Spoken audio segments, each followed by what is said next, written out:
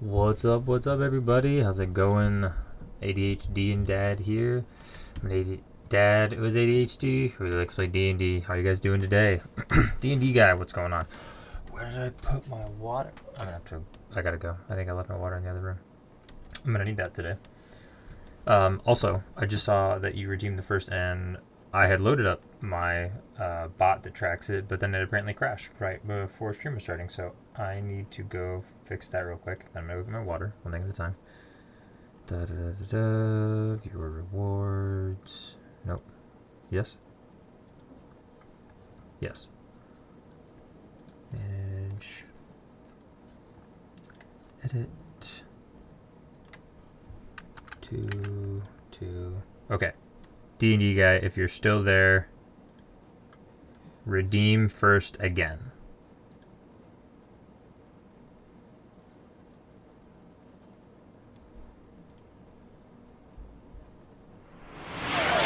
Okay. Great. I'll go back and change it back again. So I changed the number of times it could be redeemed. I set up a command to just be able to edit it, but I was looking at it and I feel like it might do something wonky, so it was easier just to change it to 2 redemptions per stream and then change it back to 1, and everybody's great. Yippee! Congratulations, you've earned it 3 times. Faster than fast, quicker than quick, you are speed. Well done. Alright, I'll be right back. I gotta get my water.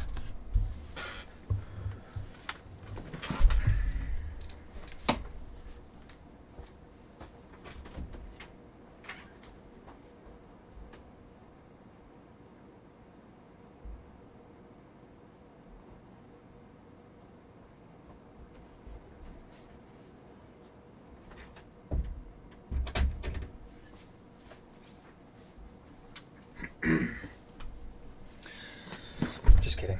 It was just across the table for me. It's fine. That's ADHD for you. Just forgetting where things are.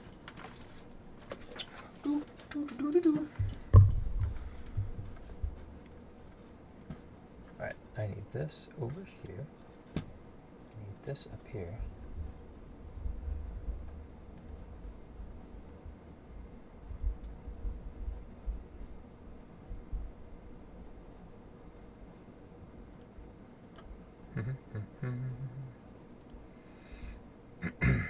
Okay, great.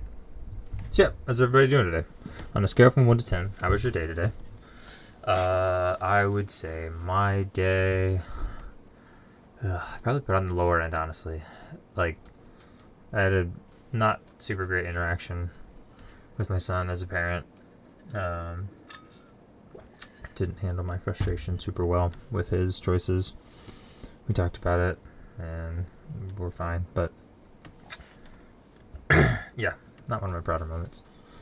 And other than that, it just was a lazy day, which in the moment, like, I'm tired and I don't want to do much, but then I get to the end of it, I'm like, wow, it just was really unproductive. Like, I should have done more. Like, I did some stuff for work. I logged on, I responded to some emails, but I have a lot of work texts that I just didn't do anything with because I was feeling overwhelmed about it, and that's really a terrible mentality to have because then it just piles up and gets worse. So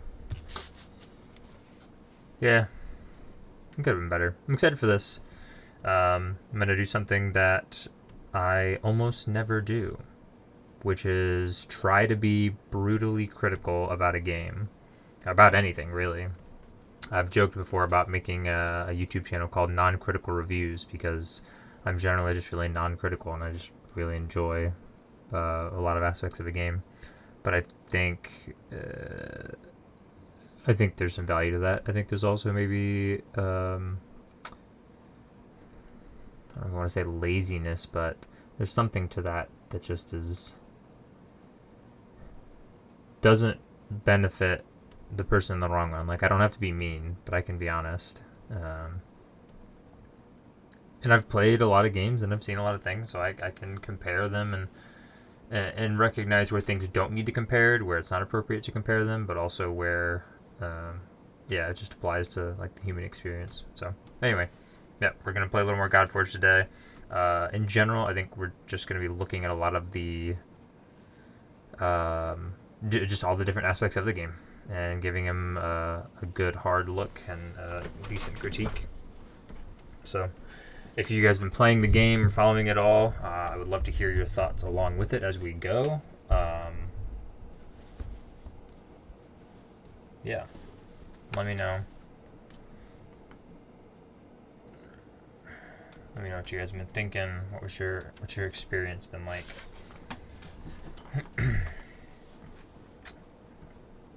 So we're gonna start from the very beginning. Yo, what's up, man?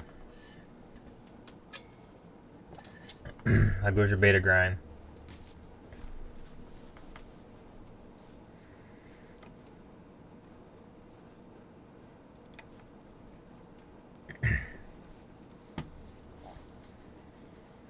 And I'll be interested. Not good. My life's been crazy. Yeah, I get it, man. I get it.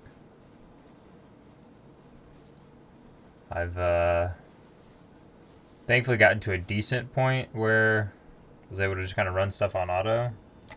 But I mean, we'll talk about all that kind of stuff. So, all right, Godforge. Here we go. Where to start? So many different areas. Had to get a new car. Got in an accident like 2 weeks ago, but been dealing with so much insurance and whatnot. Oh gosh, that's awful. Got through the first campaign. I looked at a bunch of stuff. Okay, cool. All right. Well, yeah, you can definitely offer me your thoughts and feedback as we kind of look at and touch on each of these different areas. So, I made a YouTube video right before beta that was kind of not promoting, but talking about what I was excited about, and Godforge's the content creator team has issued a new bounty, is what they're called, but there's part of the content creator program where they kind of give you guidelines of what to talk about in a long form content video, and obviously I'm just going to use my Twitch time to do that and then edit from there. So, but yeah, getting your feedback or anyone else's feedback who's watching while we go is great, because the goal of the bounty in the video is to provide honest feedback about the game. Things you like, things that are good, things you don't like, things that are bad, and yeah, they genuinely want to know how to make this game the best that it can be. So we're going to get into that. So I think we're going to, honestly, I'm going to go in, I'm going to go in like slices, like top left to bottom right, maybe. Just going in a line and just kind of hitting each thing as I go. Maybe I'll go in rows instead of columns, though. There's also kind of categorically things I want to talk about. I don't know. I don't want to be too jumbled. I'm trying to be a little organized. All right. Well, we'll start on the top. The profile menu. I think these are cool. These are fun. I don't think that there's anything particularly unique about the concept. Their cosmetics in games are pretty common. It's fun getting to get these through the beta, and I appreciate the idea of having an opportunity to get something that can never be obtained again. It actually makes it feel special. And you can also see, you know, these other cool titles for doing things in game. So this is good. I don't have any particularly big comments about this. I like the ease of being able to switch between accounts, and that it is PC and mobile compatible. That is nice, as you know, if you're on the go, then you can, you know, enjoy the game from your phone, but also maybe you're, you know, sitting down the game as well and you want to jump in and have a bigger screen, a little bit more accessibility in that capacity. I appreciate that feature. In general, I would say being on my phone is more, is more dangerous. You know, just having that accessibility to the game can really, especially in gacha universes, can just really suck you in and just become a major time sink, which is the reason that I left Raid all those years ago, is because it was reaching a point of unhealthy engagement. And my hope is that there will be things to want to do in the game, but not an unhealthy balance with having a real, normal, healthy life, touching grass, working out, spending time with family and friends, all those things. So we'll see. This beta definitely didn't really showcase that in particular, just because that's not what it was about. It was about seeing how campaign fell and the few features that they're showing now, but I know there's a lot of other ones to come. So yeah, we'll talk about the ones that we've been able to touch. Titles badges are good for limited time, but champion limits are bad. Yes, yeah, no, I would agree. Cosmetics, limited time cosmetics are good. Game state altering limited time objects are not good. I don't particularly like that.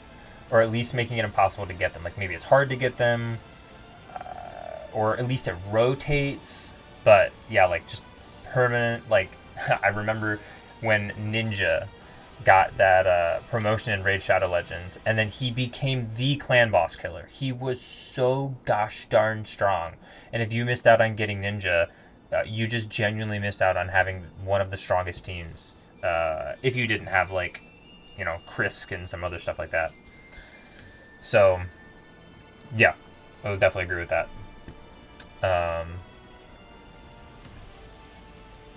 The UI in this all feels pretty clean. It's nice to see how many languages they're supporting, and that they're talking about having even more languages supported over time.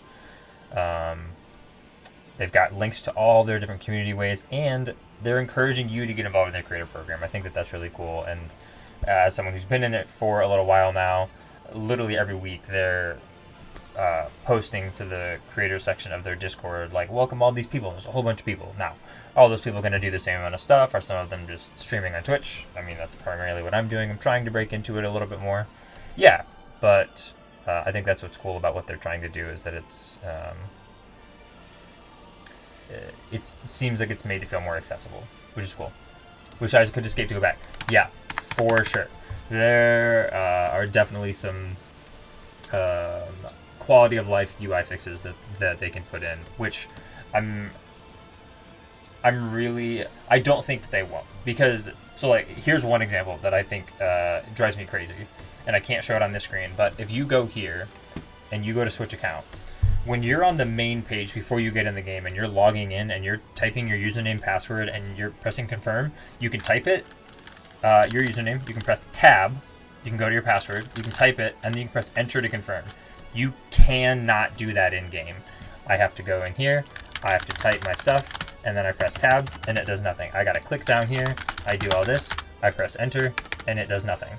So it's a super small, super simple UI fix that I am more than sure will be available when the game is in full release, and that they were really just trying to make sure some really core like game mechanics were there. But yes, definitely agree. Holding escape on a couple of screens would definitely be nice, considering the difference between phone and PC, having both of those. I'm sure there's a little extra they have to do to make sure that, you know, they both have those functions, but yes, I definitely agree. That would be a welcome change. So going across the top, pretty typical. You've got your energy, you've got your gold, you got your purchasable currency, which is rubies in this game. You press this. I like this. I haven't used. Maybe I'll do it now, honestly. So you press the plus and you can get more energy. And when you click this right now, it says collect from inventory. Which, if I go to my inventory, I might go to my bag. Which we'll get back to this. I have 3 left. You know what? Yeah, we'll just rip them. Why not? If I use all of them, okay, great. Yep, collecting from inventory. Cool. What happens when I'm out? Will it direct me to the store? Okay. All right. That's what I wanted to know. So it's going to default to having you use what's in your inventory, and then it'll use it so you don't have to go to the bag and do that. Actually, that's really nice, because I've been going to bag, and now you can do them in multiples here, so it's a little bit different. But I thought if I did this, it was only going to pull from resources, like from rubies and stuff. So that's cool. That's a nice little feature. Gold, same thing. Tells you how you can purchase with rubies. Now, looking at this now, this says 6 million gold for 2,000. If we go to the store, I'm pretty sure... Okay, no, there is only one. So with the energy refills, you can get 2 different ones. There's one for 6 rubies that gives you 20 energy, and then there's the energy refill, which fills up your whole capacity of your energy, whatever that is. It changes a little bit as your level goes up and down. But this is the only gold purchase, so I guess that's fine. I think probably some more options for gold purchases, the same as energy, would probably be a nice change to the game in time. You know, there's 2 steps of energy, maybe a 6 million and then maybe a 2 million for a little bit less. Kind of like they've already done with the Ancestrals. Oh, no, I take that back. It's right there. I'm just blind. So there is one that's less. So it defaults you to the most expensive one. Okay. Alright. I don't think that's inherently bad. I don't know if there's really a better way to do it either. These can be acquired from Ruby Shop. Okay, great. Which obviously you can't do right now. Mail system feels good. You read, you get stuff. When there's mail, there's a little notification up there. Good to go. Alright. I think I'm gonna hit all the outside stuff first, actually. We'll hit these, and then we'll go down here to these. And then we'll explore this stuff here in the city, and then we'll go to the battles and whatnot. So next I'm going to go to the store. So something that, if you notice here, so at, I think 8 o'clock is the reset, you can see up here, you got a little star, and you can see down here you got a little star. They put a nice indicator saying, hey, go here, do this thing. You've got some rewards to pick up for free. They don't do that for the store, though. I think that definitely needs to change.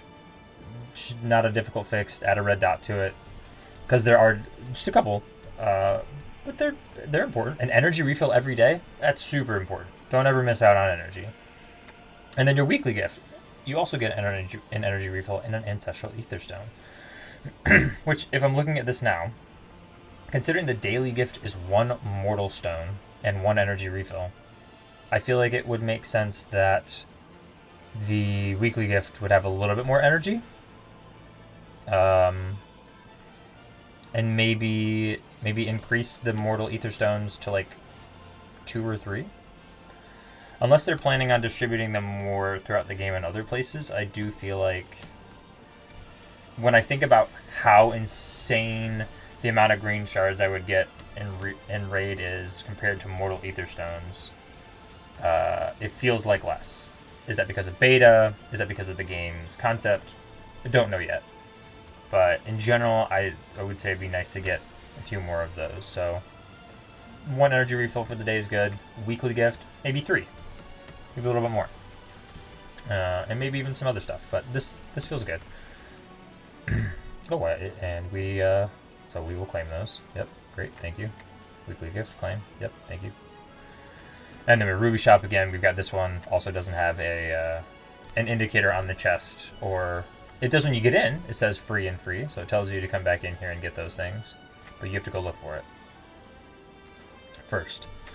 Now this you can't see anymore. I like how they've set this up, though. So this feels like it'll probably be the notion of like maybe Battle Pass or subscription-based things will fit into this. Which, yep, games got to make money. I think if it can be done really poorly and it can be done really well. And I think I hope that seeing the way that Raid has done Battle Passes so poorly for so long will just be easy to do better and overcome for Godforge, considering so many creators played it and had such complaints about it. So we'll see. But the thing I like about this is, like I said, you can't see it now, but when you first got in the game, you had a choice to buy a calendar, and I did. I spent the rubies to get the gold calendar. And so then the other daily rewards you get down here says calendar. So this came default with the daily calendar. Great. Typical. You get these good little extra daily reward. Then you have your Ribbons Chosen. This is specific to beta, so that's only relevant now. But when I bought the other calendar, I don't have to go into the shop to go find it. All my daily calendars are right here, and it just got added here as a third Princess pack. And it says unlock more. So again, eventually in the game, I'm sure there'll be other calendars that you can add, that you can choose to pay the rubies for, or whatever the currency is. And that honestly just felt pretty good to me, that they put it all in one place, had the indicator, you know you need to go there every day. I like it. It was good. Moving on to missions. So there's a known bug in the game. If you finish all of Chapter 1, you can't get these books. But they did just send us in the mail 5 of these legendary tomes. So you can level up your legendary heroes if you so wish.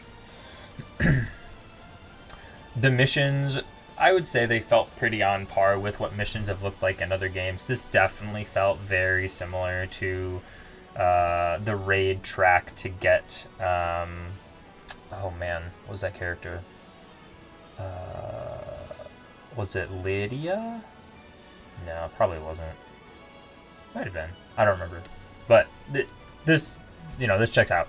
And it gives you something to specifically do. And I would say, when I was following the missions, when I started paying attention to them, which I should have probably done a better job from the beginning, it felt like they followed a decent progression cadence. I felt like if you focused on doing these really in order, it would be a pretty decent way of making a natural progression through the game that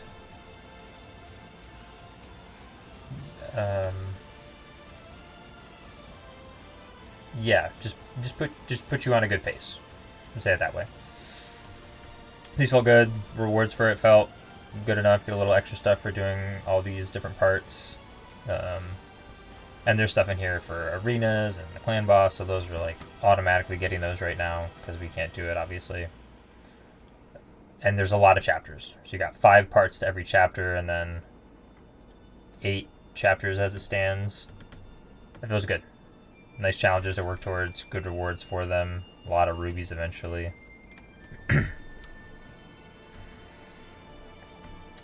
So mission track feels good. And more, again, I think is definitely a good reward, being, you know, one of the Eternal Heroes. So moving on to bag. So I've been watching a couple different creators' feedback about this, and after listening to it a little bit more, I started to kind of agree with it, that I think that the bag is redundant to what a lot of spaces already are doing, or maybe should do better. So just to expound upon that, your weapons, you can see all those here at the smithy. There's your weapons. Your imprints, this you can't even do unless you pick a weapon and then click the plus, which somehow that feels weird. I don't really know exactly what to do different about it, but it feels a little weird to me. Yeah, you can see all your imprints there, and then you can see all your imprints here. You can also see these boosts and tokens. So you got your spirits, and then Brokeright and Hag's Bone, which we aren't able to use right now, that I've been able to discern. These feel like these should also appear in other places. So specifically the Hag's Bone and the Brokeright, having to do something with refining. They should be here somewhere. They should be underneath this, or maybe specifically if it has to do with refining, then on this page somewhere. But it's not. So that feels weird. And then the spirits, when you go to your heroes and you're going to promote them, You show your XP, your gold, your rubies, but you don't show the spirits anywhere. It could be right here underneath the level bar, which this is a bad example because you can't see everything else. Maybe do one of these ones so you can see what it normally looks like. Yeah, so like, I don't know, maybe right here next to the XP, just put, if you have any of the different spirits. I'm sure they could make a, you know, a better UI somehow, but somewhere, maybe underneath here. Should show the spirits there. I don't know that it really makes sense to have those here in the bag, imprints, weapons, armor. You also see armor when you go look at your characters, and that feels the most intuitive place to go look for them because that's where I'm going to upgrade them. I can't upgrade them from here. All I can do from here is sell. Now, I do feel like this page is easier to sell from, just based on size, because it's not covered up with a bunch of hero stats, it's not covered up with a hero, and all the other things that you normally see on the hero page, condensing your equipment list to that narrow side panel. So for selling, I think this could be easier from a visual standpoint, but if you're already just filtering anyway, when you click the sell button, let me go back out. Which it does, it kind of does narrow it again, so maybe it doesn't really change that much. But you can filter it by what you want anyway. So if I could do this from the gear section, then does it really change? Now the one thing that is different is that when you're looking at gear on a hero, you can only look at one piece of gear at a time. There's no way to look at all the gear that you have. So if you just wanted to sell every single piece of white gear you have, or grade 1 gear even, you would have to go to each individual piece of armor, filter it, select the grade, then sell. Whereas here, I can just select all, which is bugged right now, so it doesn't select everything below a certain point, or at all for that matter, apparently. But when that's working and functioning properly, this might be okay. This might be okay to be able to see all your gear, to be able to mass sell. Like maybe you're doing a big gear farm, you're really looking for a piece, and you get a whole bunch of extraneous stuff that you just don't need of all the different, you know, types of torso and pants and gloves and everything. This might be okay. It might be a better way to do it, but I think it's okay, honestly, for now. And then this screen, it's obviously helpful to see my energy. And your stones, you see when you're on the Ascension page. Yeah, this doesn't feel particularly needed either. Like all of these resources again. Now, and then Ether Stones. You also see these in the Summoning Portal. All these are found somewhere else in what feels like a reasonable way of seeing them. Like this is pretty plainly laid out. Is it taking up that much space in the UI? Not really. So I wouldn't call it a particular hindrance, really. But is it necessary? I don't know. Maybe not.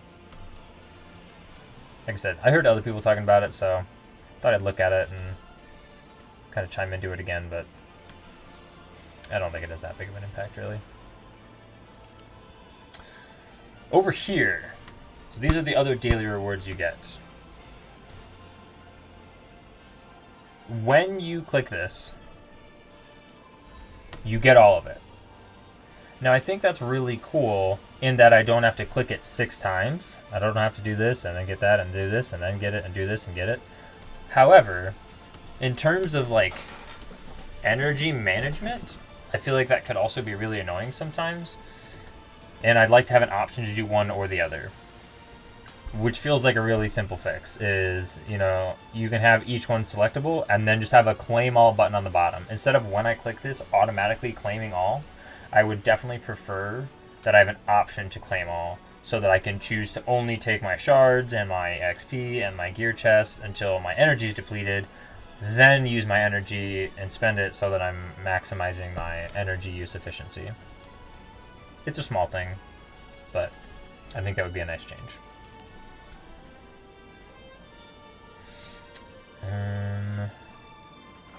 Index, I feel like the index looks really good. It looks really clean. The spacing between heroes is good. The denotion between common, uncommon, rare, epic all feels pretty easy.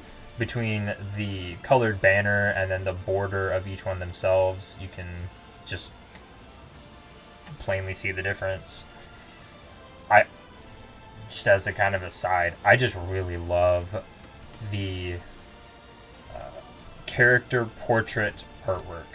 Like, some of the actual character artwork is sometimes a little bit like rough, but these look so dang good.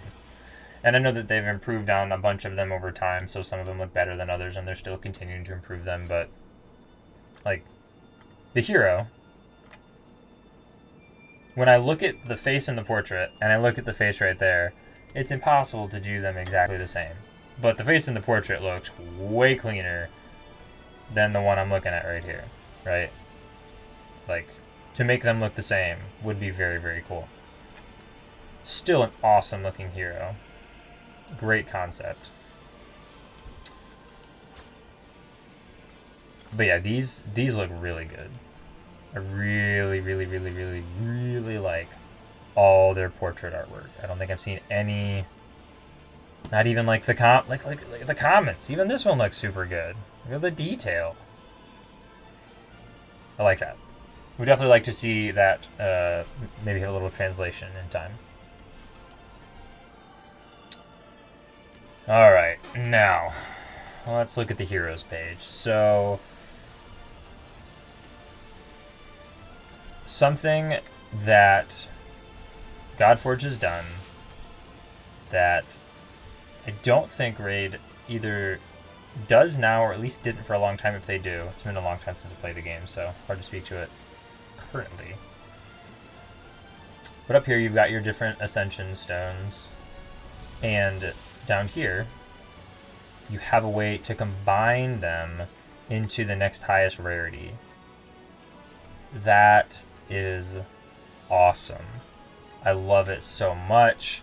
It's such an important quality of life feature when you just need that next best thing, but you can't quite get to that level, you can't fight it yet, but you got that legendary, and you need those Ascension stones. Like, great, I'm going to grind out this Ascension dungeon to get the stones, even though I can't just get immediately this highest level of perfect cunning alchemy stones. I can get a polished one, or maybe I can get raw. Great feature. Implementation of this feature is not good. As an intuitive, explorative gamer, I found it and I discovered it. But if I was thinking about this from the perspective of someone who doesn't play these kind of games, who's new to the genre, or as I've heard other people play it, like, could my mom play this game? Could my grandma play this game? No, they definitely couldn't. Now that's for a lot of reasons, but this is a great example of I definitely wouldn't think to look at this plus button down here. I feel like it's an easy fix. Like, this is a big orange button, this is a send. Make this a big orange button. You can even keep the icon there and maybe make it like an arrow up or something, and just make it say conversion or convert. Like, this just can be better. I don't specifically know how, but this button, this can be way, way better. The same goes for your legendary tomes. They do the same thing. It'd also be really nice if eventually you get to the late game and you're farming all the highest dungeons. You're doing all the hardest content. So you're getting more raw, you're getting more perfect cunning alchemy stones.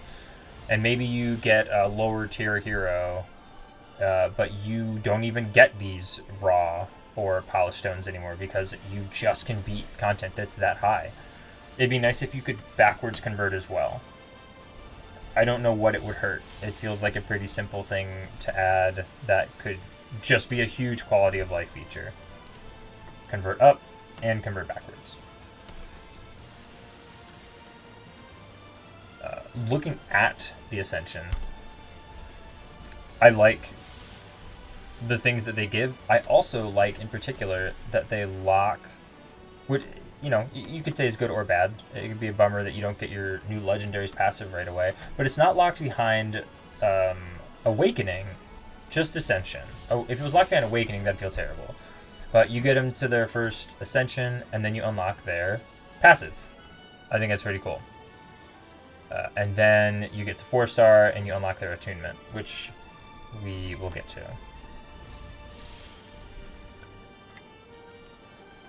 So go back to the promotion page. We already talked about the spirits thing a little.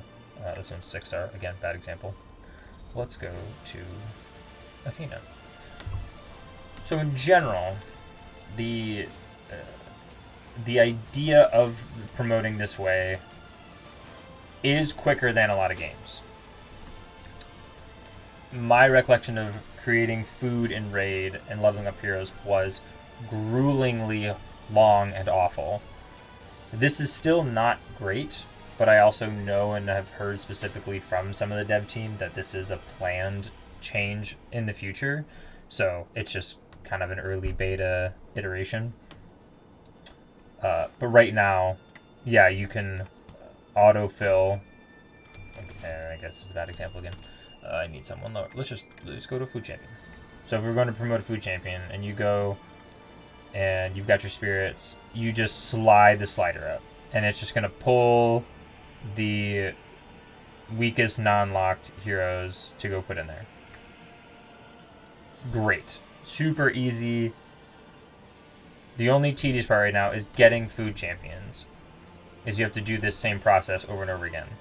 And that's the thing they're planning on implementing later, from conversations I've seen, is a way to mass produce food and mass rank them up.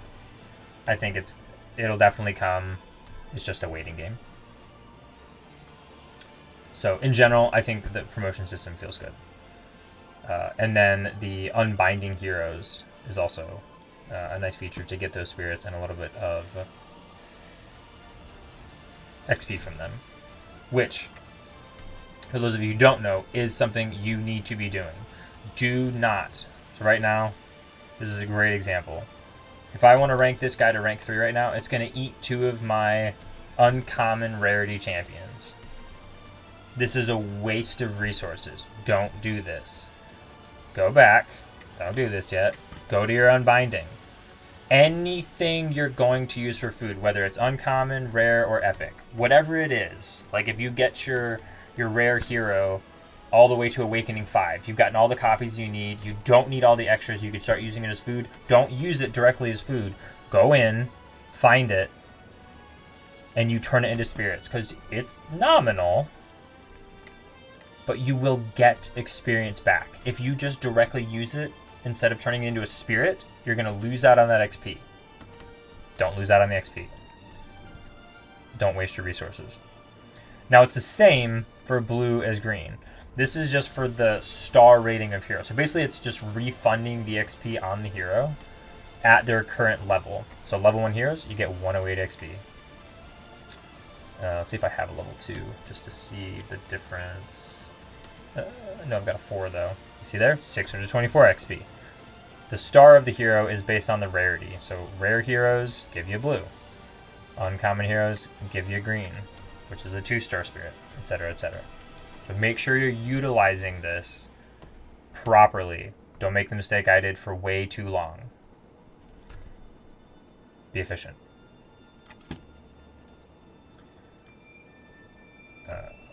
Abilities page upgrade. That feels pretty intuitive. Alright, now gear. Gear. So, one of the selling points for Godforge was their weapon system. You've got all of your 6 slots of gear, you've got your different gear sets, all pretty typical. But one of their big things was having weapons.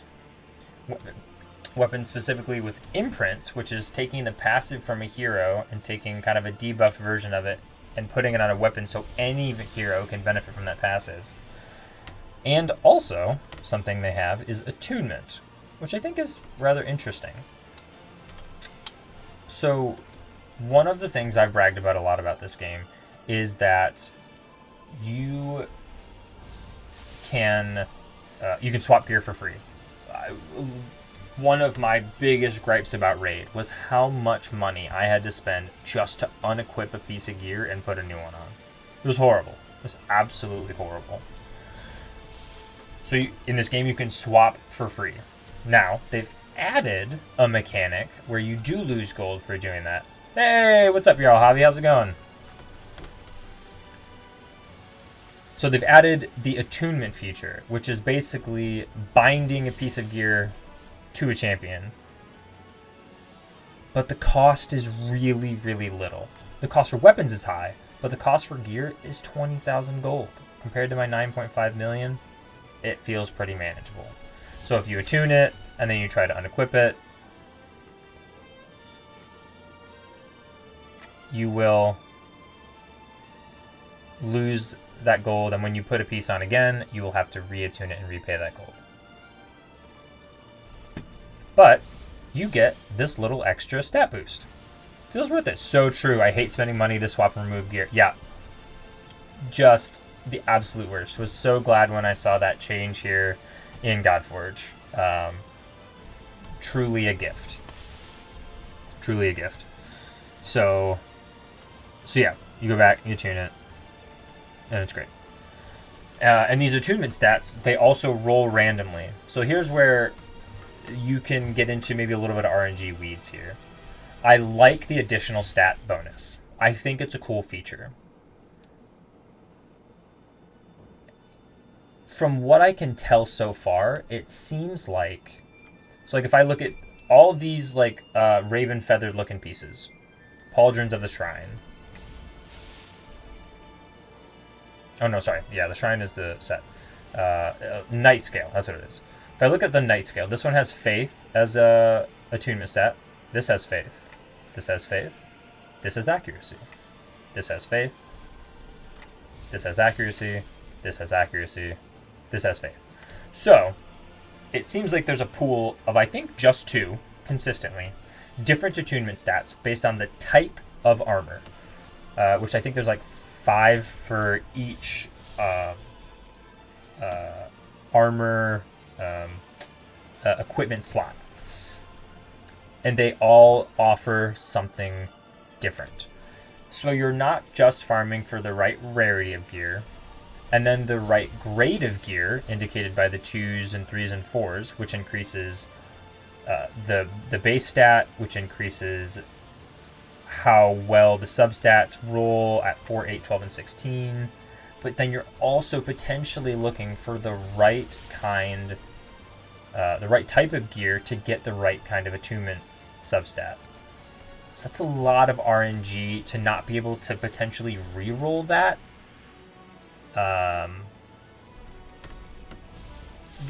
I could see it either way. Is there any bonus to attuning weapons to their historical owner? If not, that should definitely be a thing.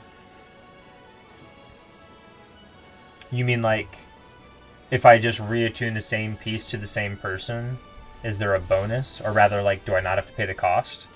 If that's your question, then no. You'd have to pay the same cost twice.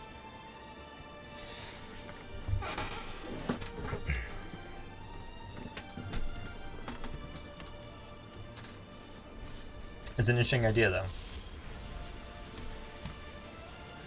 So I could see that being something that maybe needs some tweaking to make it less grindy.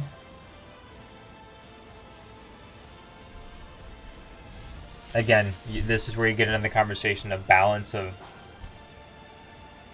your, the opportunity cost of the game, like your time spent versus what you get out of it. And if it's a healthy balance, because that's why, as I said earlier, like that's why I left Raid, is because it was taking too much of my time. So I like the gear. I like the gear sets. I like the way that stats roll as well. I don't remember exactly in my mind right now. I remember though that. Oh no! Yeah, that's right. So Raid, you got a new substat at each level 4, 8, 12, and 16. But you didn't see the new substat until you got to those levels. And so you didn't even know if you were going to be rolling on a substat that you wanted. It was even worse RNG. At least in this, depending on the rarity, you get 2 for rare, 3 for epic, and we got legendary here somewhere. 4, you can see all 4 of them on a legendary piece, but you see them right away. That's also a nice change. I think is really good for this game. You just see all the substats that you're potentially rolling for, and then you get the RNG of how well they roll out this way. But there's got to be a little bit of that.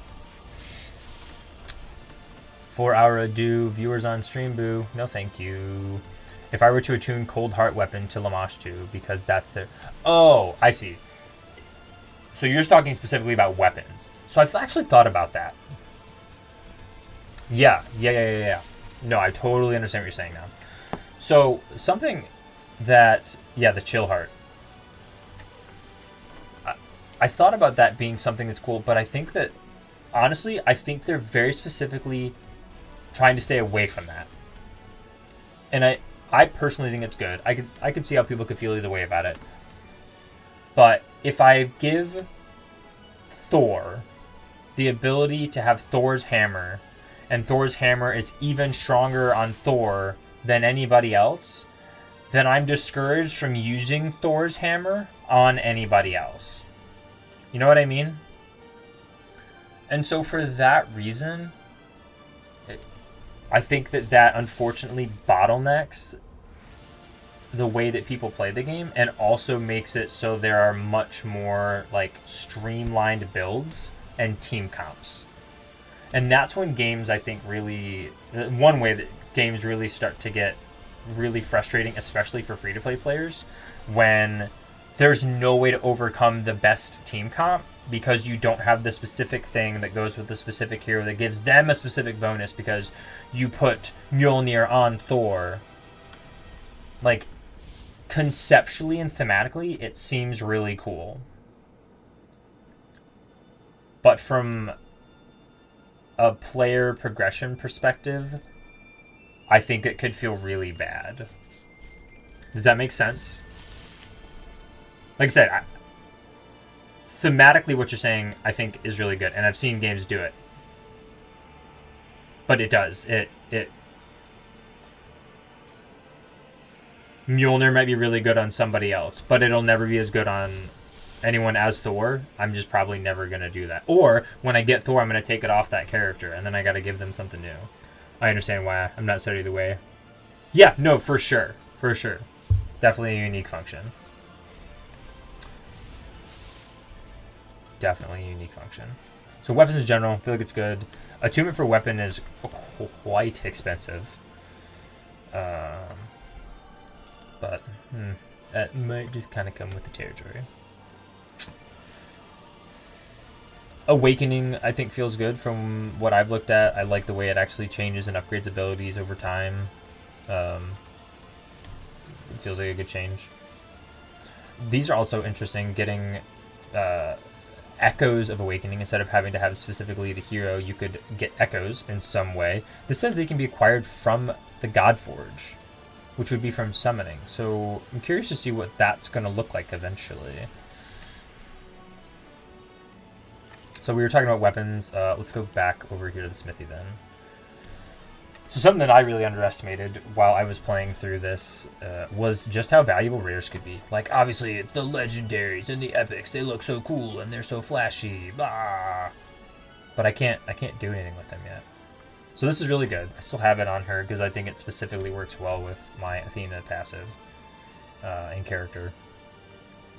And I've obviously used a handful, but I was able to 6-star max out these rare pieces of weapons because of just how many I've gotten.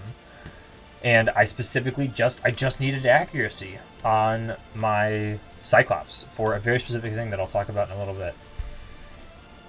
And so I was able to up my accuracy by 20. I found with an accuracy substat. And then I was able to put an imprint on it that increases the accuracy of this hero by 10 for every hero matching his hero's realm. I don't think I have anything specifically... I think Athena technically is. But yeah, don't sleep on rare weapons. It's just a good way to start. Increasing outgoing healing by 10%. A bunch of HP, a bunch of speed. I started doing this one just for increased damage. Like... I feel like a lot of times in games you just kind of skip the rares. I feel like these feel valuable, honestly. And then you can get even better ones as you get one where you get all 5 of it so you can, you know, refine it to its highest grade. But yeah, don't sleep on rares. Does the attunement function solve the confusion surrounding the star number on weapons? Godforge makes all rarities valuable. I don't feel forced to only use 7% legendaries. Yeah. Does the attunement function solve the confusion surrounding the star number on weapons?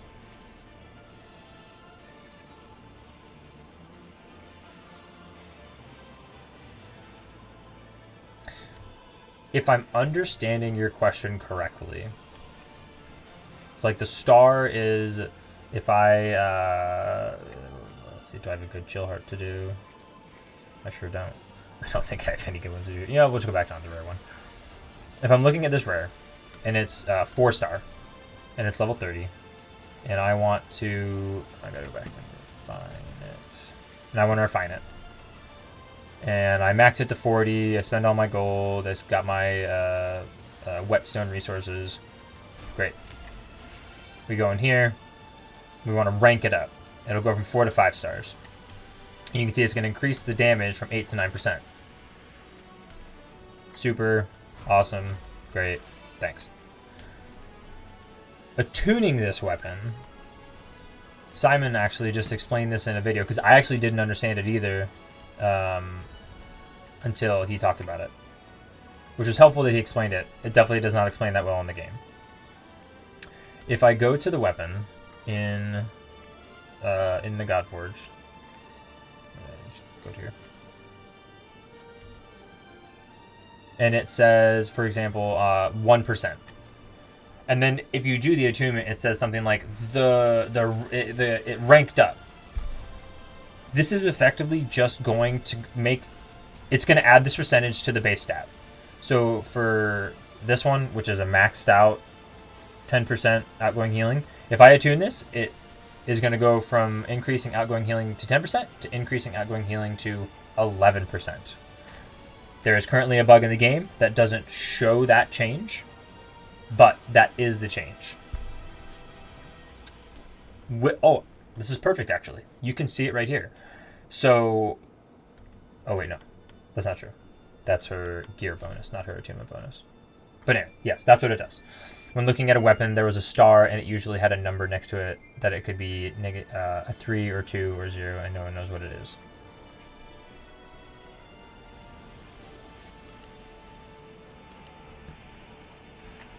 If you click on a weapon,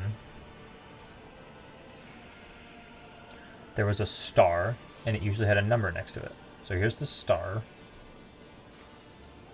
Are you talking about right here? Like this right here? The star and the 1? Or is there a different star I'm not seeing? Or is it on specifically the hero equipment page? The percentage next to the attunement percentage.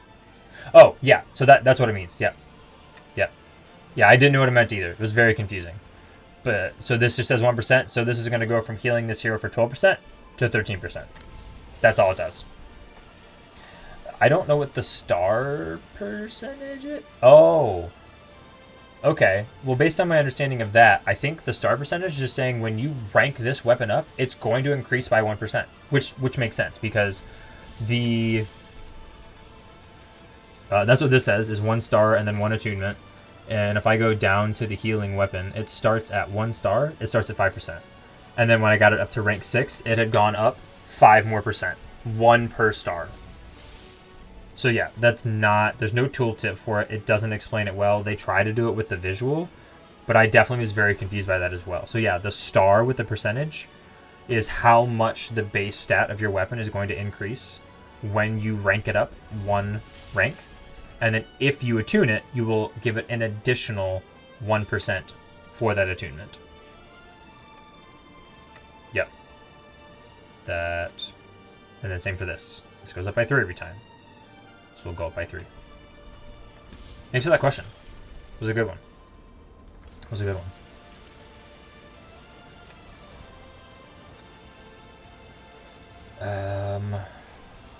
Imprint. We'll come back to that. I like the way that you forge weapons this game. I think it feels good. There's a dungeon. You go farm your god steel. Again, the fact that weapons don't feel useless at lower levels is good. We've got 500, so we're going to rip them. Let's see if we get anything good. And you pretty consistently get an epic as well. Ooh, I don't have that one. Oh, attack and crit damage. Is this... No way that's a good one. Increased damage inflicted to bosses by 10 and attack and crit damage. Oh, so sad this is all going to reset. And the Clarent. Gain 20% turn meter when this hero is denied a turn by disable. Interesting. That's a really cool looking weapon. Good stuff. Forging is so much fun, and seeing what 2 stats you can get on weapons. Yeah, so I've heard an argument as well that it would be nice to be able to reroll the stats instead of having to hunt for the right stats. Which I think, for rares, obviously, is just not the big deal because you get so many of them. But I could definitely see the argument for, like, legendaries, especially considering when you imprint something, at least right now, you can't take it back off. And so it feels super scary and risky to imprint things, especially like a legendary imprint, if it can't be taken off and recovered. And, you know, thankfully on my Forge Fire, for example, I got defense and faith. Great rolls. This is a defensive weapon. Thank you. Then I happened to get a legendary from my forging. And I was like, oh my gosh, I got the World Splitter Axe. This is amazing. Oh, it's trash. It's defense and faith. I don't need this. I don't have a defense champion that's a DPS that needs strong hits. That was a huge bummer. So I just don't use it. I use it because it's got this strong hit thing. Arguably, I should change this. So this is not a good weapon for her at all. So if I could reroll these stats, if I could just pay some whetstone or I don't know, whatever resource to reroll these stats, that would be nice. Maybe instead of rerolling whenever and stuff, you can reroll when you're refined to the next rank. That'd be interesting. At least give you a chance. I think it would feel super bad, though, if you were banking on that and you got it all the way to rank 6 and you just got an absolutely garbage roll on a weapon. Like, that'd be terrible. Like, if you had a healing legendary and you got attack and crit percent, like, oh, that'd be awful. And we're not spam rerolling. Sure. But if it's... As long as it's hard to get legendaries, I think rerolling is fine. If it were really easy to get legendaries, I think it'd be silly. And obviously you just have a game inundated with people with every single good weapon that exists. But I spent a ton of time on Hag instead of doing campaign, which was arguably silly. I didn't XP farm very well. But I got a ton of Godsteel because I was like, I want to get a good weapon. And I've summoned like 2,500 Godsteel probably. It took me a long time to get a legendary, and I didn't get a good one. You can toggle it on and off when refining it to next rank. No, I get what you're saying. But if I can toggle... So, but what if when I start in the weapon, and I get, like, for example, this one. What if I start out, and I get defense and faith? Okay, great. I have to get another World Splitter to get it to the next rank, to be clear. I have to level it up to 10. Then I have to have a duplicate World Splitter to put into this one to then get it to the next rank. What if when I do that and I toggle to re-roll it, I get accuracy and defense or something like that. I don't know. That'd feel bad. Okay, then I get another World Splitter and I do it a third time. And I re-roll it again and I get something bad again. I'm going to be really, really sad. Especially considering how hard it is to refine, how many resources. So we're just looking at this right now. I've obviously spent a lot on getting these ones to max. A lot of resources. Oh, this is already 10. I can't do this one. I mean, oh goodness, we're all the way at the bottom. Come on, don't do that. I've got way too many things to scroll through. Yeah, so I can't do this one, so I can't show it. But I was looking at an epic, I guess. That's a bad example. It's a lot of whetstone and resources to rank up a weapon. So if I just happen to have 6 straight rank ups of bad RNG, and then I've got this rank 6 weapon that I can do nothing with, I might quit the game. Like, that feels super bad. I like the way you're thinking. I like how you're thinking outside the box. I think that would work really poorly, unfortunately. Rerolling in general, having an option, it's already going to cost money. I have to spend gold on. I have to spend whetstones. Like, whatever it is, it's already going to cost me something. I need to have the opportunity to at least guarantee that eventually I'm going to get it. Or be able to lock a stat, right? The same way you can, like, lock a hero from being burned.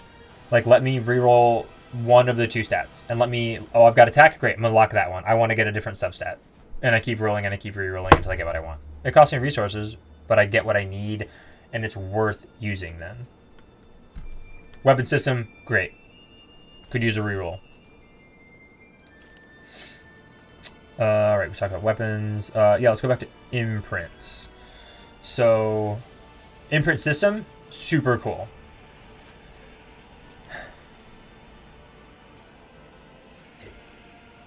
They're giving us a lot of legendary imprints.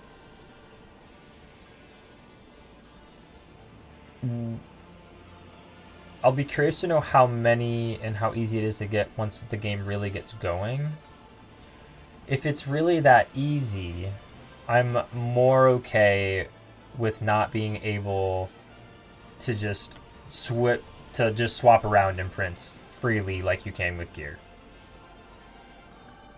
In general, though, I think I'd honestly just prefer if I could.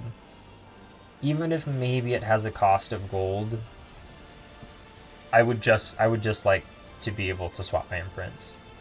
Just to be able to change a build on a dime.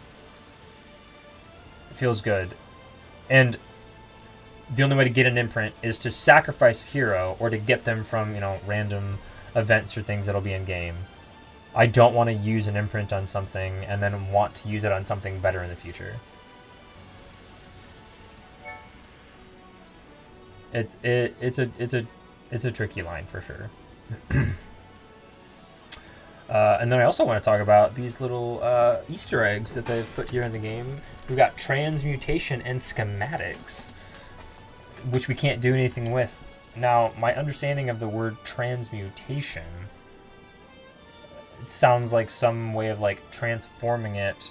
I wonder if it's going to be like a League of Legends skin reroll, where I take 3 blues and I turn them into a purple, or 2 blues into a different random blue, something like that. Because you can see like the little helmet and then the 3 dots around it. So it makes me feel like you're going to be able to like edit or modify that. That'd be kind of cool. Imprinting is a ton of fun. See what combos you can pull off. Yeah, no, I think it's an awesome mechanic. So many different combos of imprints with weapons. I would just like to be able to swap them. So that's, transmutation. And then schematics. I mean, it just... a blueprint. Obviously, it seems like there's going to be some way to craft blueprint, or craft imprints. Which, again, if that's not super difficult, not too easy, but if it's not super difficult and I can maybe get another Heimdall in a reasonable amount of time, like, maybe it's not that bad. So we'll have to see what that looks like, because they've obviously got some kind of plan to offer some way of getting imprints, and I know they've talked about them being in events, and I'm sure you can get some from Clan Boss too, so there's a decent amount of functionality right now that's being discussed for the ability to obtain imprints, so I think that feels fine. Oh, perfect. Let's go talk about this. Daily, weekly, monthly quests. Pretty typical. Nothing out of the ordinary.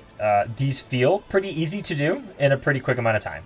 So if I'm thinking about my amount of time I have to spend in game to do stuff, if I just want to come in and get my dailies done, I'm sure there'll be Pantheon stuff to do as well. But these feel okay. These don't feel like they take too long. There's only, 10 campaign stages for Arg's Horde. I guess it could take a little bit of time. They're not atypical. I don't think there's anything that strange about them. And obviously they want people to play their game. Once again, balance of time versus engagement. Testing out imprints of certain rarities doesn't feel scary or like a high risk and no reward. Yeah, definitely, legendary or lower than legendary doesn't feel that bad. Certainly not rares. which there's really good rare passive, so like that's fine. Yeah.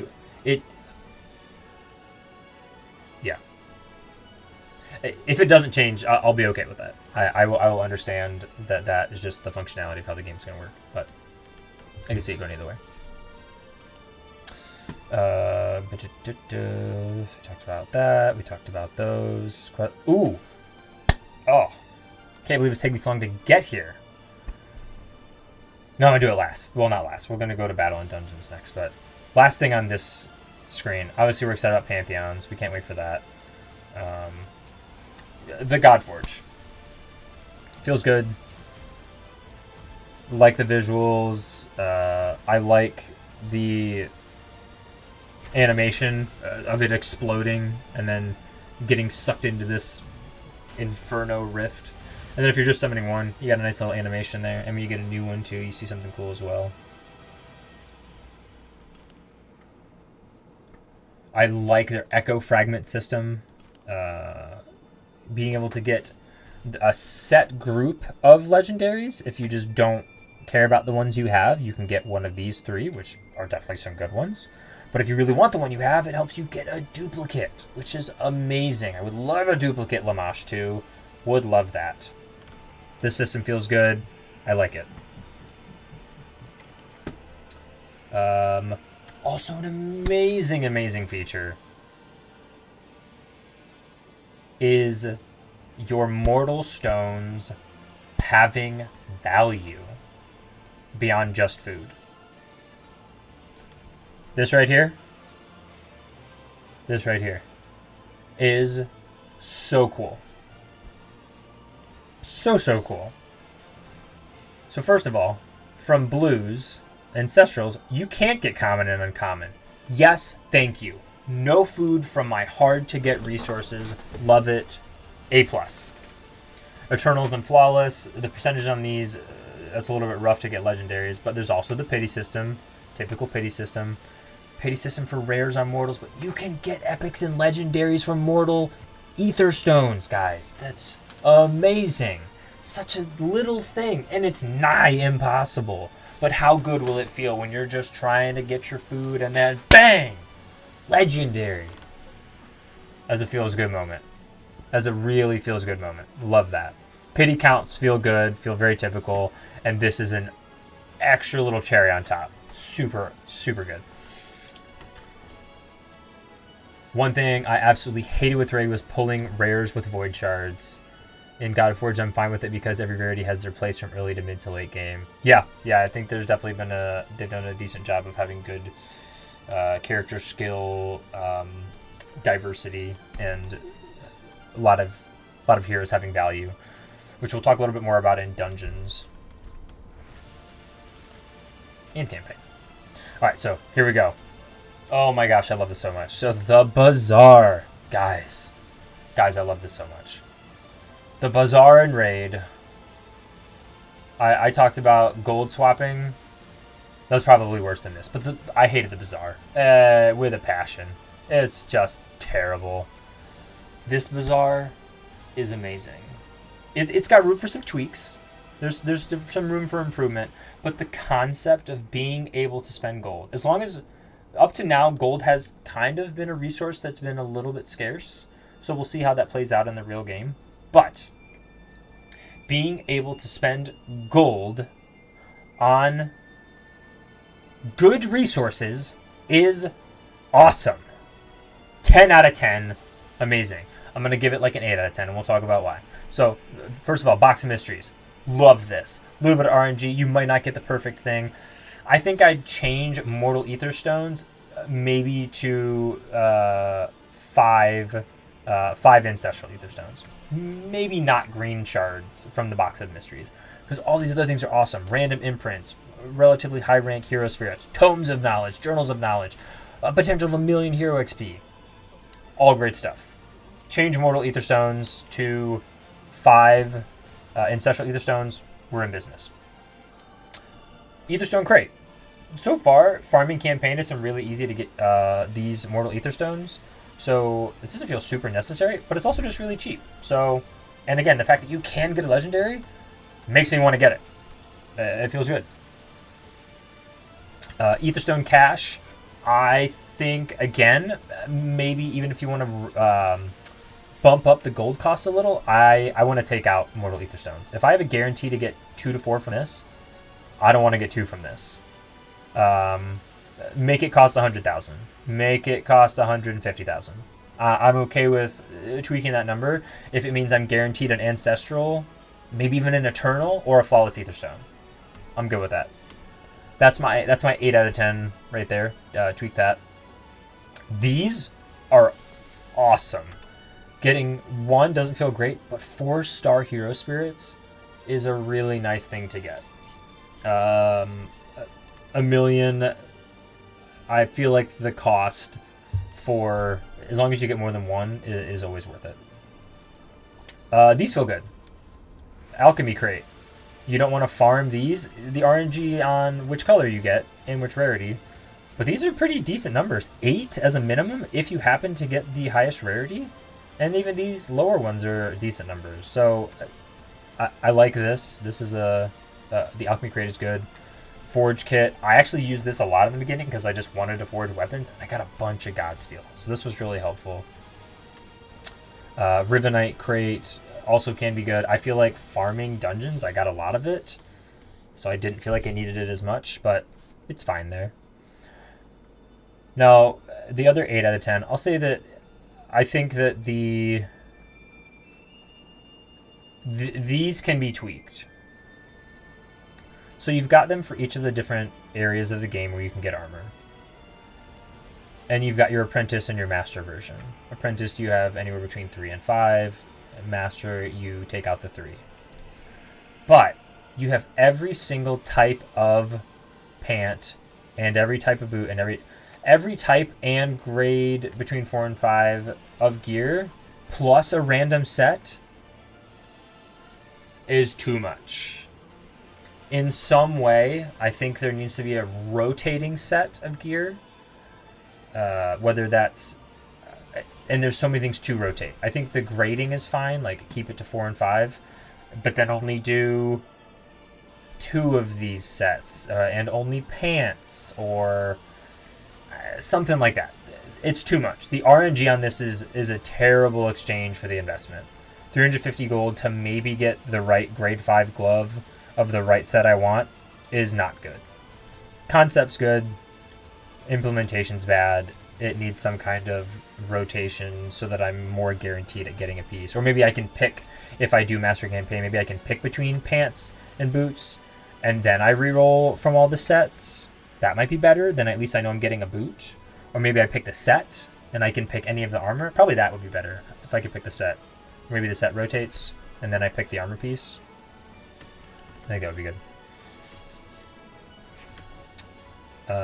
So yeah, in general though, Bazaar, amazing. Love this whole thing. Also, other little Easter egg that we are, curious about. What is this? What are conquest points? And how do I spend them here in the Bazaar? It says I get them from the Ruby shop. There's nothing in the Ruby shop that has conquest points. And there's nowhere to spend them here. So why is it up here? What are conquest points, guys? That feels like a Pantheon thing. It feels like Guild Wars or maybe some other game mode. Put your speculation down below.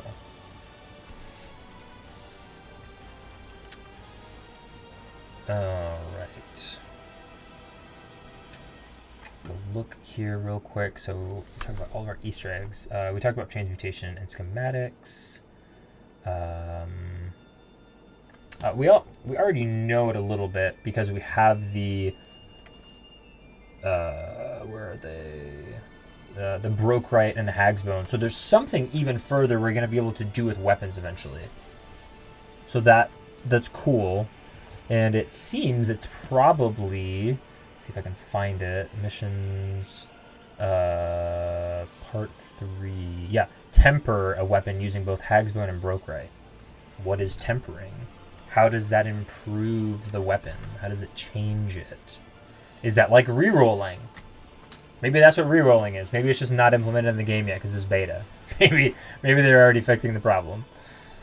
So that was one. And then we want to go to, we're looking at chapter 5.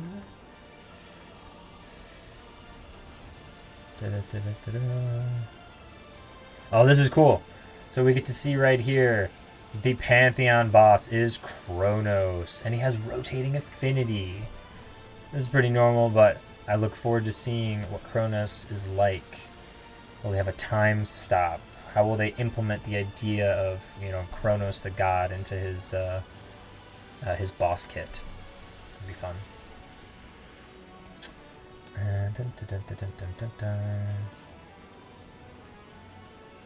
Alright. I think that's everything here on this page that I wanted to talk about. So let's get into here real quick. I would love it if Guild Wars points right out the gate. Yeah. Yeah, for sure. I mean, I think it makes sense based on its language. Alright, so let's talk about campaign. So I really like the... Can I do it here? Oh, I have to beat it. I really love the cinematics that they showed off throughout this game. The story's a little interesting and feels a little bit repetitive, but it also, I know it's just in its early stages. I do love the voice acting. I think that it sounds really good. I think the musical theme for each area, as well as all of the enemies you fight in each area being themed to that area, feels really cool. That's all been good. The star progression track is good. I also like, and I just found this out today, that 3-starring a dungeon doesn't mean you have to do it all at once. I failed you. You want to go, you clear the stage in under 20 turns, and then clear it with at least 2 Tian or Virage heroes. You can do those all in different times. So you bring your super fast speed team, come and beat it up in 20 turns, boom, just a second star done. Then you come back with, you know, 2 Tian and Virage, maybe later, maybe a different team that takes longer but can still beat it. There you go, you got your 3-star, then you get your reward. It's just a nice thing to not have to do all 3 at once. And then, oh, I can't switch to it from here, so we'll go back out. The adventure mode. Significantly harder. Like, I definitely felt a good shift from early to mid game, going from story to adventure mode. The story was still challenging. I still had to farm and train decently for it. But it felt manageable. It felt early game. It really did. I opened the first level of this and I was like, oh, look, that's an... I'm going to butcher this name. Oh, I learned it before. It's the dragon. Uthraigok, or something like that. I'll fix the pronunciation in post. He was just there, right out of the gate in the first level. This level kicked my butt. And then I was finally able to beat all the 10 levels here in Avalon. I still can't beat this one. I cannot beat this first stage of Asgard. Now, granted, I've got a 40, 60, and 250s. It's not the strongest team. But I can't do it. I can't do it.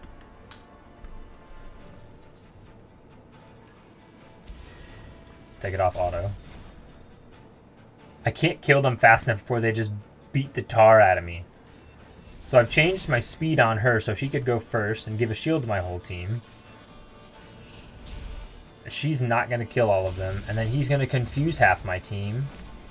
Which, or they're going to get put to sleep by Loki. And then they all just get absolutely eaten by everybody else.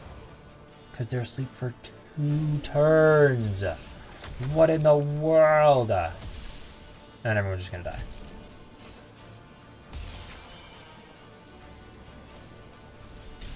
Oh, they're not going to die? That'd be a first. Nope, there they go. Yep. This is fun.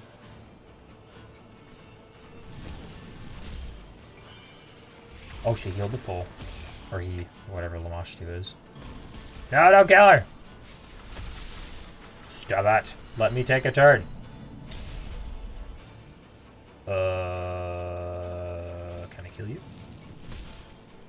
No! That's so bad. Ah, dang it. Okay, well, I should have gone with the other one. Oh, well. Boop. Athena's super strong. Boop. Not strong enough. Boop. Yes. What's up, Nico? How's it going? Yeah, can't beat this. So we're just not really worried about it right now, but that's fine. So that's thoughts on that. Going back to dungeons. Something that I've really enjoyed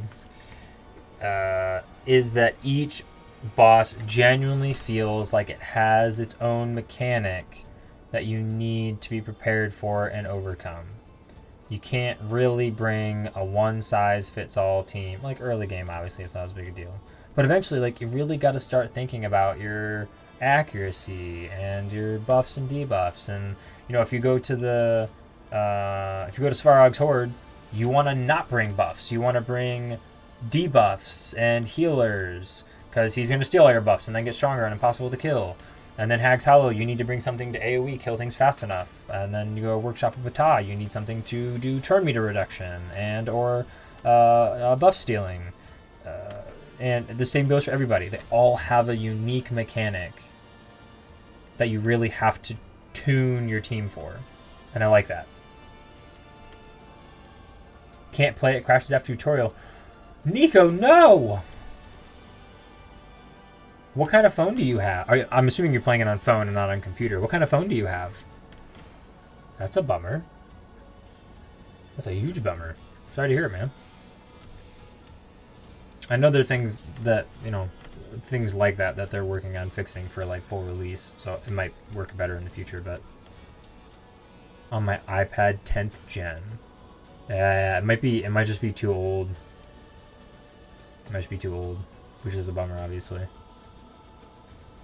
Like, my iPhone 13 can't run the game. It's literally one gen behind.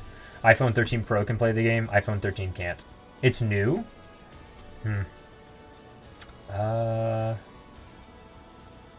Crashes after tutorial. Yeah, that's weird. I don't know. I'm assuming you've tried uninstalling it and reinstall? And again, if you can, just get it on PC client. It's only one gen behind. Yeah, no, that should work fine then. I don't know. If it was too old, I wouldn't play it at all. Yeah, mine can't play it at all. I literally can't even get past the like loading screen. So that checks out.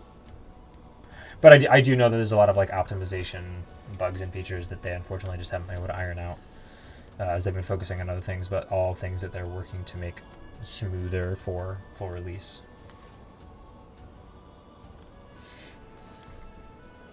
A 16 10th gen. Yeah, I mean, as long as you have more than 4 gigabytes of RAM, it should be fine. That's my phone's problem, is it has 4 gigs of RAM instead of the 6 of newer versions. So I don't know what that looks like for you, but that could definitely be a hindrance as well.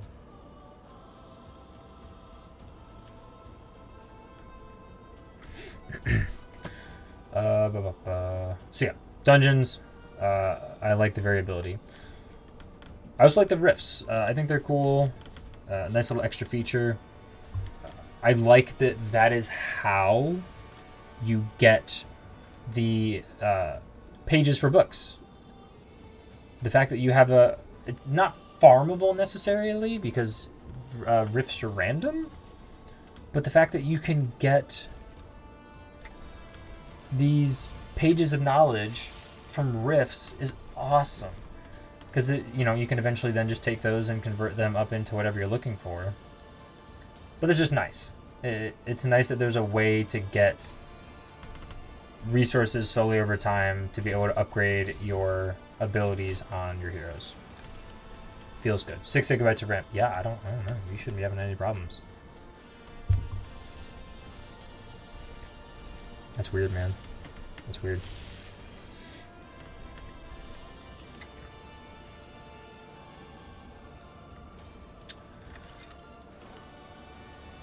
So real quick,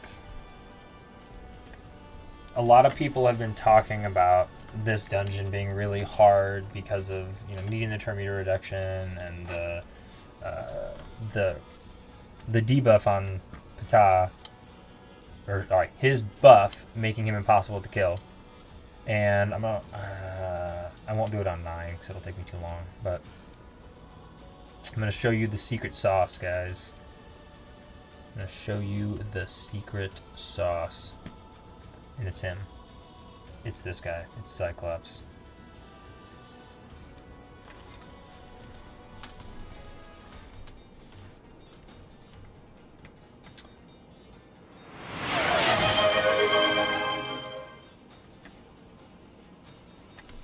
Hydrate. Thanks, man. Oh, I really need that. I've been talking a long time. Oh, hello, beautiful. How's it going? Good. What's it doing? Oh, I didn't know. You doing it? I'm gonna plug the Roku in, but then So it's mounted. I think it can get raised higher. And I tried to explain that to him, and he's like, "No, I can't." And they looked at me and said, "Oh, maybe it can." I was like, "Yeah, I think if we put this screw here, and there's all these room down here, it would lift this higher and mount it higher."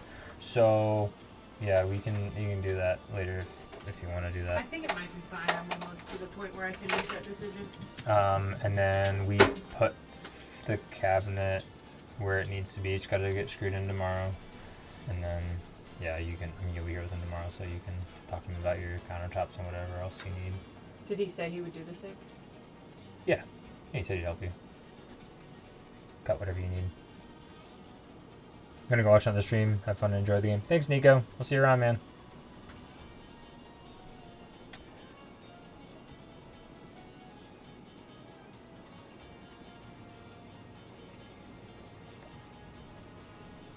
What's up? I don't know. Okay. Yeah. Goodbye. Love you.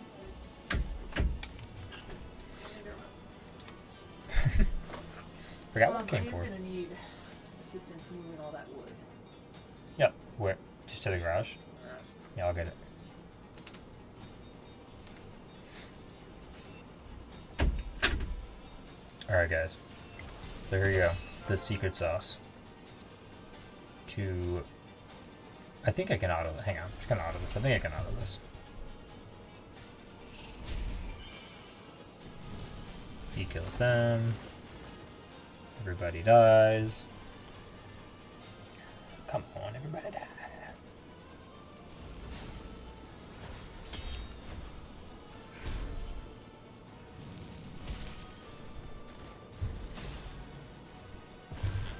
Just gotta make sure we get there before Cyclops uses his ult.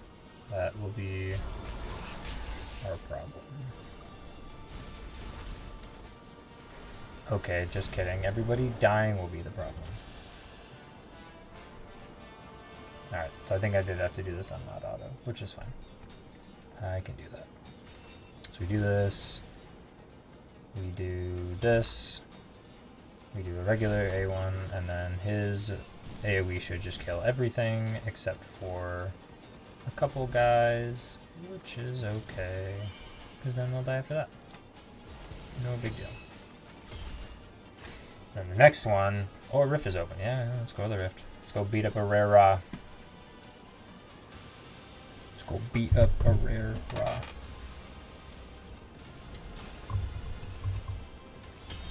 Bonk. Bonk.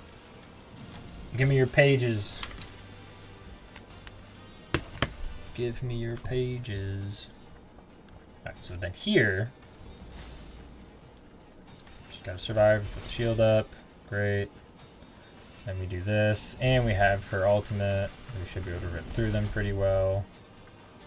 We'll kill this guy, which will then kill the other two, because it does the inflict damage. Bonus damage. Yeah, we can save that, that's fine. Alright, so you know what he does. Stalwart. Nothing. Okay. You ready, guys? This is it. This is all you need for this boss. See those 40 stacks? Nom, nom, nom, nom, nom, nom, nom, nom, nom, nom, nom, nom, nom, nom, nom. Well, now they're gone. And they're mine. And they don't go away. So the Might of Ptah and all that damage reduction and everything is on my Cyclops for the rest of this fight. And this guy's officially just able to be beaten to a pulp. Just absolutely throttled. And that's it. So for me, my problem is just surviving the initial waves. If I can get here and keep everybody alive, I can Cyclops steal from him, and then I'm fine.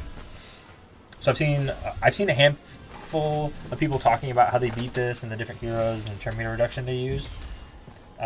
This could even potentially be even more efficient with turn meter reduction because he just wouldn't take a turn. But Cyclops, he just steals it off the rip. And I have just built him with straight accuracy. Actually on every piece, accuracy weapon, subset actually on the weapon, an imprint that gives more accuracy. Like, and he's got like 212 right now. It's something silly. And it just makes this a lot more doable. I think this team could be improved if I could kill the waves right away with 1 DPS. I would add some hero to buff my damage or to give him defense down, one of the two. Which, if Lamashtu is working the way he's supposed to, then the way I read his core ability, if he kills 3 enemies with his core, it's supposed to reset the cooldown, and I'm pretty sure it's just a beta bug. A huge bummer that it's a bug though, because I haven't really been able to use him to his fullest, because he doesn't reset the cooldown. He doesn't get to do his core ability basically every turn. Like, would be the best farmer in the game for any campaign, anything content. So there you have it. That's how you beat Ptah. With just 1 rare. A rare, guys. You can get this rare by summoning your stones. Hopefully you'll get some duplicates, awaken him more. Here's his kit for you. It's just this ultimate right here. Steals only one random buff, but he only starts with 1 buff. And so it's just easy after that. You just take it. He's got res down after that. And like I said, I just put him in accuracy gear. Accuracy helmet. Accuracy attunement with accuracy substat. And unfortunately, as far as I can see, the only thing that gives accuracy as a main stat is a helmet. So I made sure it's on everything else. And then he's got a knife that gives 20% accuracy, plus an accuracy substat, plus attunement. He's rocking a casual 212 accuracy. Pretty hard to miss. And he's only level 40, so he could be even higher. So if you want to go beat Ptah and you've got Cyclops, go build him out, man. I think if you've got a better team for keeping you alive in the early stages, you can definitively do this better than I can. But there you have it. There's your Ptah secret sauce. Go beat him up. Go get him, gang. Gang, gang.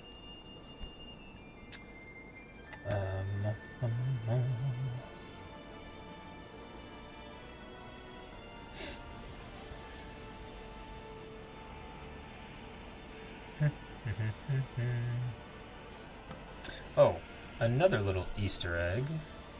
Here in the Echo Fragment tooltip, we can see these. Ooh, what are these? And they give you 2 Echo Fragments, so you know whatever it is, it's good. What are these Ether Stones? This red one and this rainbow one. Maybe one specifically from Pantheon boss? What is that face? What?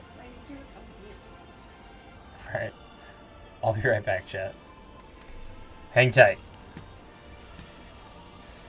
Don't go anywhere. It's gonna be like 30 seconds. I promise. Talk amongst yourselves. Talk about the game. Bring me some questions to come back to.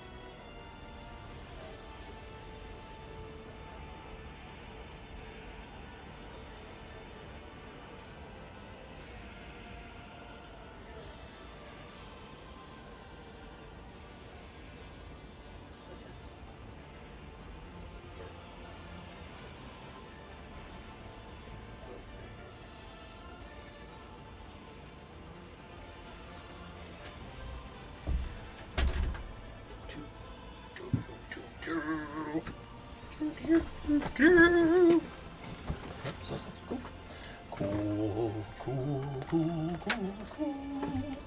Alright, I'm back, guys. Back in black. The king's back.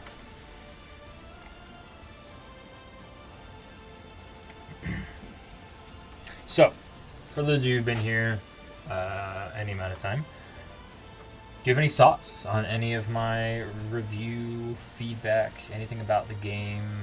Any different thoughts? Any opposition? Any questions? Anything at all? Anything to add? I think I literally talked about everything. I'm excited. I'm excited to see what this game's become. I'm specifically excited about the community aspects of Pantheon bosses, of world bosses that have been discussed. I think that those are going to be the things that, like, I was watching some people talking videos about this. Just, it feels like a raid clone. It feels not that different. Weapons don't feel that different. And I can see it. Like, there's definitely a lot of aspects being a similar genre, or being the same genre, gacha, all that stuff.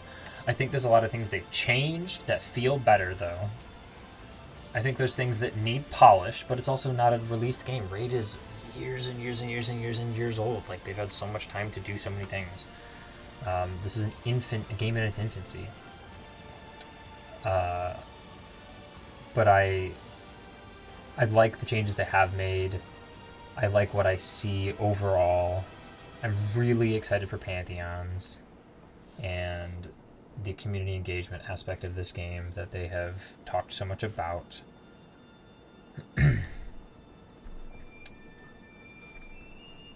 I think my two biggest pain points, which arguably really aren't that bad, I would say this is one of them. Making this button better.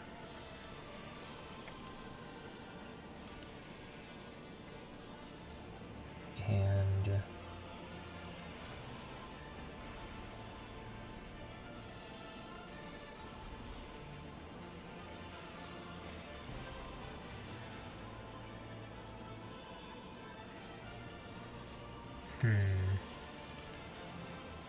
talk about a lot of things. Like what would I deem the biggest ones though? That'd be one. Maybe the red dots on the dailies. Feels pretty small. Probably overlooking ideas I've talked about.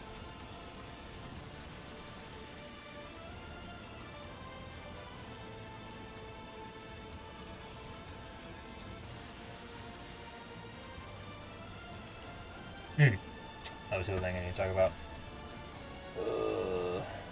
Sorry guys, I just gotta...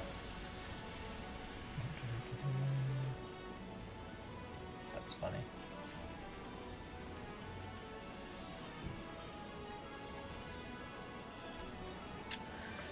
So I'm gonna maybe backtrack a little, although if you weren't here then it won't matter.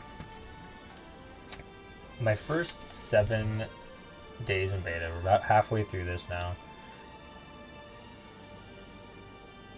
and I would say they were good overall. It was definitely fun jumping into what felt like more of like from start to finish of the game, obviously missing a couple of game modes, but for the most part really getting to do everything as opposed to just doing tower in the alpha. Enjoyed the story content that they provided. Really loved the voice acting. The guaranteed... Oh, there's another thing I need to talk about. The guaranteed legendary from that initial, 8-step track right at the beginning. You get your legendary shard and then you get a guaranteed Lego. I think that was a really nice touch. Especially considering I don't even think legendaries are necessarily the best thing to use all the time. They might not be as good as a rare you get that's awakened to 5. Because they just have that many more stats, and it's easier to get their ascension stones and all those things. But it still feels good to get that legendary, right? Like, it might be really good. It might just have those abilities and stats that you're looking for. But yeah, the first 7 days, They definitely felt really good. I made the mistake, didn't really realize, that campaign was giving that many more ether stones and experience points and gold compared to dungeons, and so I was farming Hag's Hollow for a long time and Workshop of Ptah, and I definitely should have done them in a different order if I wanted to progress further. I've made decent progression in everything. I haven't even done Anwin yet because I don't really have any Eternals that I want to ascend. I'll probably work on it at some point towards the end of the beta. But yeah, I wanted to get some really good gear sets, but I was arguably just stuck at such lower levels that it didn't really matter. And I was just getting really lower rarity and grades. And I probably should have just focused on doing campaign more to be able to get the experience and character levels to then be able to go back and do those dungeons at higher rarities.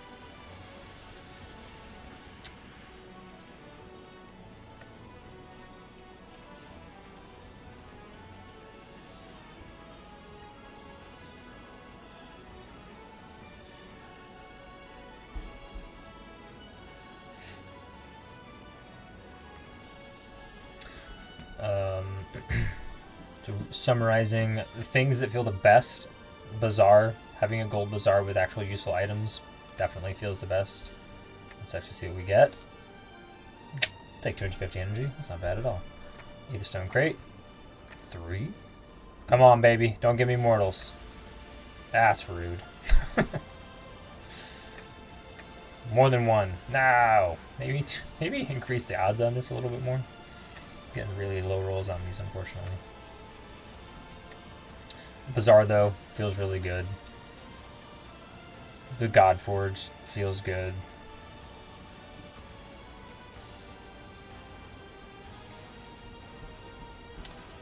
The equipment and weapon system feels good. The base concept for promotion, I think, is good. This is probably the other pain point, though, is just how hard it is to farm food. Though there have been conversations, again, that we've seen from some devs that is something that is planned to be upgraded, have a way to mass upgrade food in the future, and that it just won't feel as bad. So that quality of life will come in time. I have no doubt that it is fully on the team's radar, but that they're also just trying to focus on other things during these beta stages, other things that really want to get tested by us. And that's not really something to test as much as it just be utilized. Obviously, it tests people's enjoyment and that quality of life, but it's a beta. It's understandable. It'll come with time. So my team, my minigame hero was Athena. On this account, I also have an alt account, which I arguably think has done better, but I haven't played as much because I want to get more coins on my main. But I got Athena. I thought she'd be really good with the weapon that I got from minigame was Forge Fire. They seem to pair well together. And I didn't put the imprint on it because I didn't get an imprint that I thought was good for this. I got an imprint that I thought was good in general, which was Morrigan's.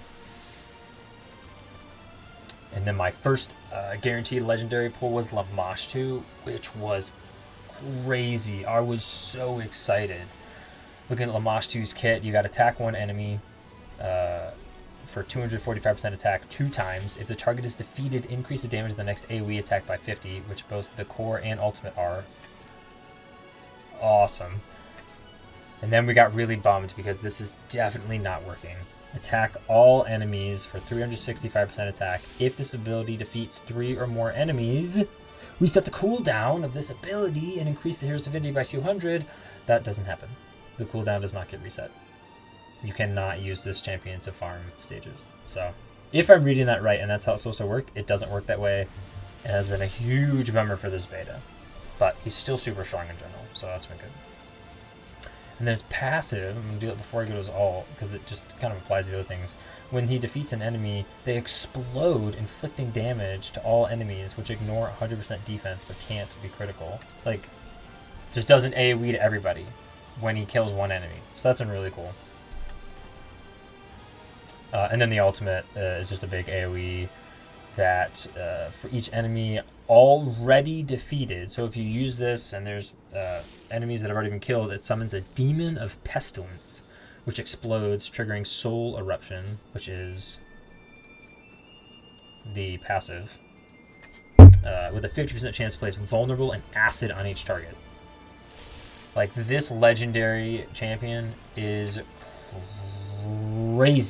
crazy good, and I really hope I am so lucky to be able to get him early on again when we get into full release and early access.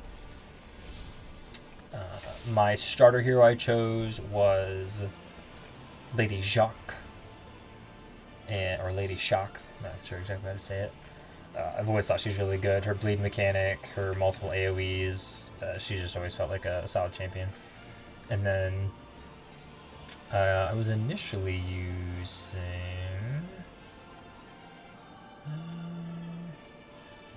it probably was just... I was using this guy for a little while. Sargon. He was one of my earliest rares. Obviously Isolde, when we got her for our guarantee during campaign. It was an easy choice. And then when I pulled this epic, I've been using her a lot as well, Inari.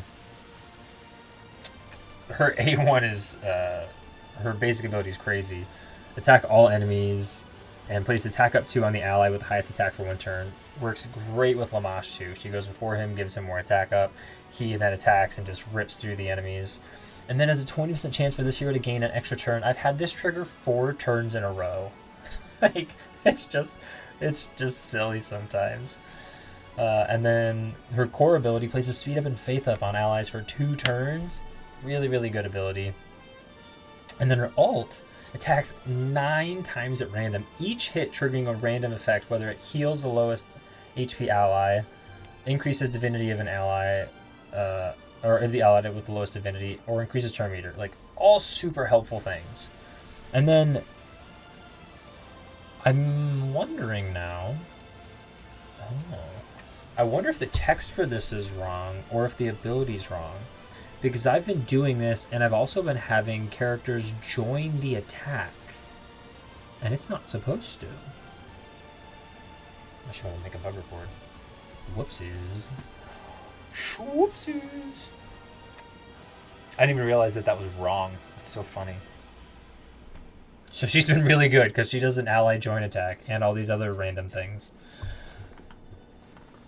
And then when I realized, I actually just built this guy initially because he had an AoE on his basic and his core. I was like, oh shoot, I'm going to make this guy like one of my farmers. And then I looked at his stats more after already building him out of town. I was like, oh shoot, he doesn't do a lot of damage. He only does 75% attack and 5% HP. It's not that good. And this one's not much better. So, unfortunately, Cyclops isn't that good. But his ultimate, I realized on accident right away that he was stealing the buff from Ptah, which made that really easy to beat. As long as I could beat the stages before that, which is now my current problem, pushing higher, is that I can't survive to get to Ptah. But stealing the only, because it only steals 1 buff, stealing the only buff Ptah has, incredible. We used the Leshy for a little while. I like his kit as well. It's got some good utility. But then we picked Changje, something like that, as our healer. And I don't think her healing is also working as intended because, or I just don't understand how the multipliers work. So this says she attacks an enemy, then heals for 5% HP to all allies. If they're under Vanish, they get 10. And then her passive says, when an ally is healed, restore an additional 20% of the target's missing HP. Okay. So by that notion, healing should not be universal to everybody. It should be different for each character, as the amount of HP they have is going to be different. So if I have someone with 40,000 HP and someone with 20,000 HP, and they're both missing 50% of their HP, one's going to get, like, it'll be the same percentage, but one's going to get more than the other. The number shouldn't be the same, based on how this reads to me. So is that 5%, and then her ultimate is 15. That's fine. I really just was testing her basic 5%. Right? We then go to her gear. I've got her in a full shrine set. Her outgoing healing is supposed to be increased by 30% and heal all allies by 10 at the start of her turn. I think that part's working. I don't think this is. Because if you add those together, that, 30, 35%. Then I have her with a weapon that's also supposed to increase her outgoing healing by 10%. So it should be 45% healing, which seems busted. Whatever. But even if that weren't the case, when I'm healing with her, it's healing for was like 1300 HP, 24,000 HP. If I have, which did I get that one? Awakening. No, I think it's her last one. Okay, no, not that. Is it Ascension? No. Where was it? There was something else I had that gave her, made this 5. Oh, maybe it was just the upgrading ability. Yeah. So this says 5% HP healing. That's the base number. I've gotten an additional 5. This should be doing 10% HP healing to all allies. If that were true, based on her health of 2,400, she should be healing for 2,400 health. With just the 10%, not including this weapon and the shrine bonus. And I'm 95% sure none of that is working as intended. So I haven't been using her as much, unfortunately, because I'm pretty sure she's bugged and not properly healing. Or I don't understand multipliers. I don't know. But yeah, so that's all my that's my team. That's everyone I've been using.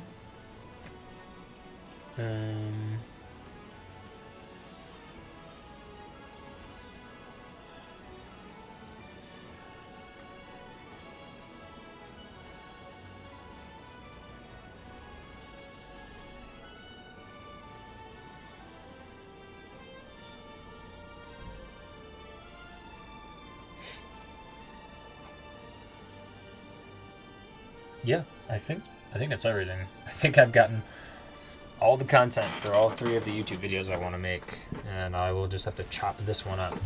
So, go team. We did it. We did it!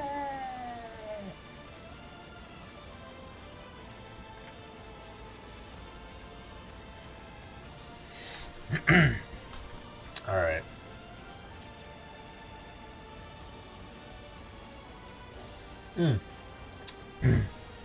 Additional fun feature that I can't do right now, but when you level up, having those 3 different chests that you can look at, that's definitely a lot of fun too.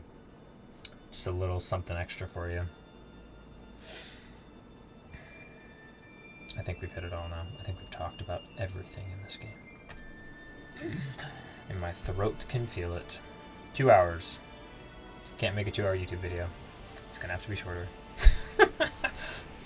It's gonna have to be shorter. And that is okay. Oh boy. I do have 10 mortal stones. Can we get a legendary on stream?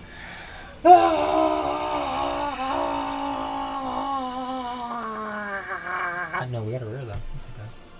Nefertiti. We'll just pull our 2 blues for you guys. See if we get lucky. No, but I did get another Hippolyta, which I think I need 1 more to fully ascend. I just realized I never did this. That is so disappointing. Well, guys. Not that anyone ever really watches, but I forgot to hit go live on my YouTube. So that's really cool. Really, really cool. Oh well. No big deal. Alright, 1 more. What's our next one gonna be? What's the next one gonna be? Come on, gold. Ooh, we got purple. Okay. Oh, I don't have this guy yet. Hello, Mr. Ninja. With no... just... okay. Hattori Hanzo. Alright, Hattori, what are you packing? Huh? What you packing? Too far. Ooh, is this the guy that goes with this? Are these the... No, he's with Chanje, which is cool, because that could be a fun combo. I like how many different hero combos they've had. Like, if you have this person and this person. Because in Raid you have them, but the characters don't actually have any like relation to each other other than what the game makes. Whereas these are all historical, actual people, gods, myths from culture, legend throughout the world. And so if things are related, like, they probably have some kind of connection in real world history. So that's really cool. Just a cool little thing. So what do? Attack an enemy 3 times. Each hit will increase the damage of subsequent hit by 10. Hello. If this hero is under Vanish, remove Vanish and attack an additional time. Oh man, that's cool. Attack for 180% 4 enemies at random with a 50% chance to place acid on the target for 2 turns. If this hero is under Vanish, remove Vanish and inflict an additional 2% enemy max HP. Ooh. Okay.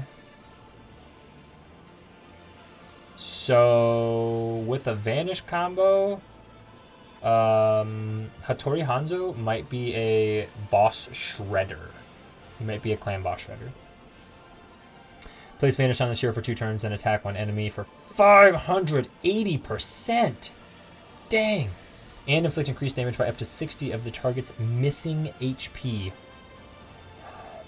If the attack is a strong hit, refunds 20% of the hero's divinity. Oh my goodness. Hattori Hanzo, why are you an epic?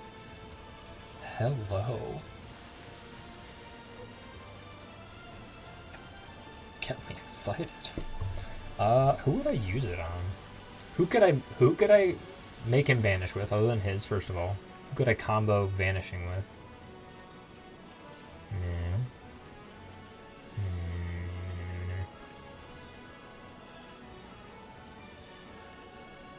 I don't know. I don't know why I'm looking at it like that. I gotta do it like this. Right? Yeah, select effects. Get a buff. We're looking for vanish. Confirm. Chung J, what do you do? Who do you vanish? Ho Yi? Oh, that's that other guy, yep. If an ally is below 50% HP. Oh, well, that doesn't help me. What about you, Leshy? What do you do?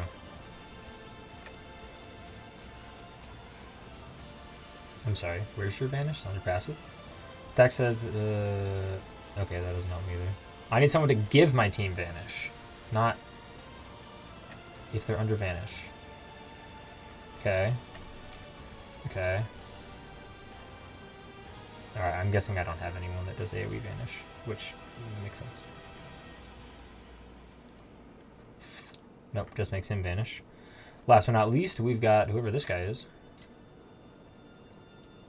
This place is vanished on somebody else. So if I specifically built a team around him having the least health, which would make sense if he's a glass cannon anyway, and this guy went first, he could give him vanish off the rip.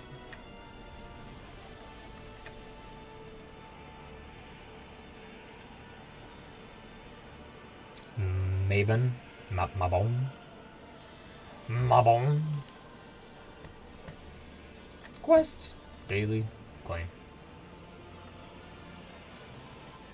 Exchange pages of knowledge for a scroll of knowledge. Yeah, sure.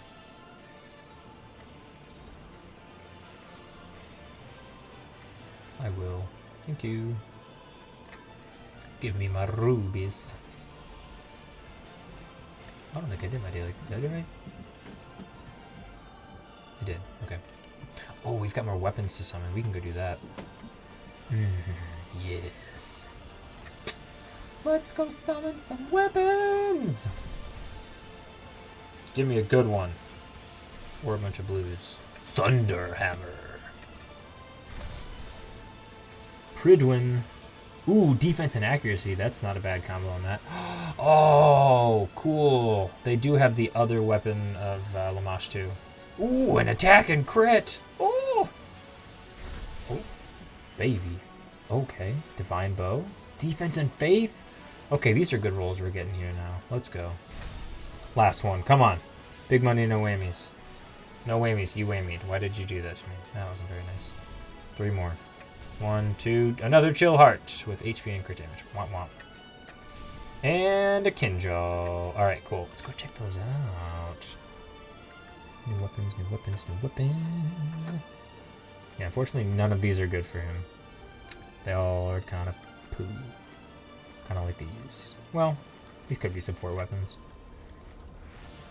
Divine bow, though. These are bad having defense and crit. These need attack. That is a bummer. Crescent blade. Grunting. Yes! Oh, this is so good. Attack and crit damage. Alright, where'd it go? There it is. Defeating an enemy gains 10% turn meter. What? Oh, and it's attack and crit. Oh my gosh, that's so good. If I had more, if I had copies, I would definitely switch for this. So good. 3 of these. Defense. These are all pretty good. HP, defense, actually, defense, speed. These could definitely be good on somebody for the right situation. Retaliation damage is cool. Where's that other one I got? There's another new one. Maybe it wasn't new. Talaco. HP accuracy, HP resistance. Boo. Bunch of katanas. The Great Axe.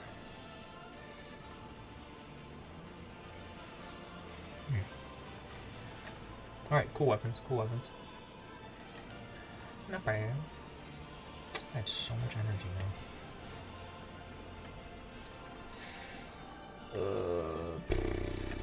What to do, what to do, what to do.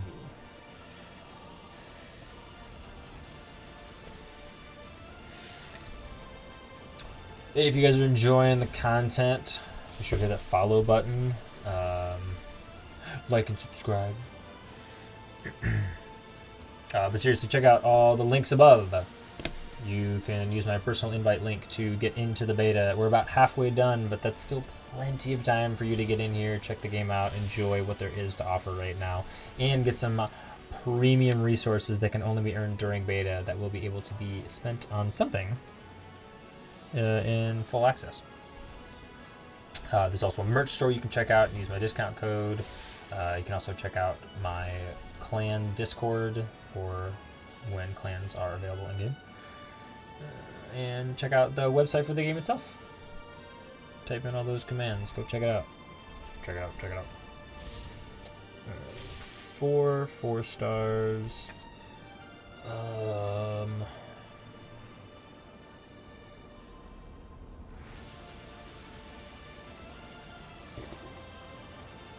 Trying to figure out how the heck to beat that level on adventure. Like, will more people live if I have a bigger shield? Shield is based on defense. And if I level her up to 60, she'll have more defense. Is that helpful? I don't know. Or do I just need to get her to 60 so that she can hit harder? Or do I need to build an entirely different champion? Like this guy. Oh, great. That does get me to 5. Well, let's do that. Place ward on all allies for 1 turn. Ooh, that's really good.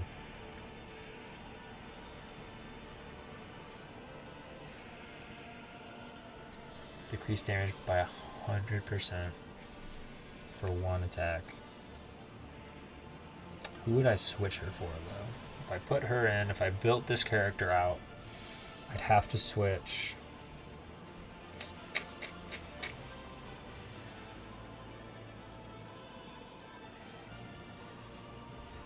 I mean, honestly, it'd have to be It'd have to be Jacques or Athena. I think Athena's better though. One of the potential differences that I could possibly fully upgrade this champion is possible. Not quite. I can do a lot of it though. Or I can spend these on getting higher level books to make my epics and legendary stronger.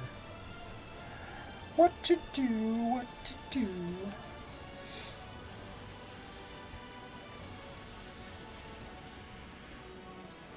And be another shield.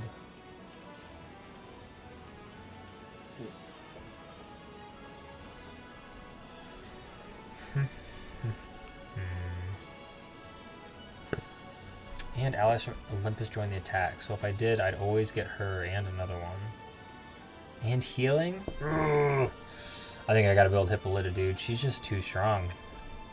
And I got her to A5 now. Alright. Let's build Hippolyta.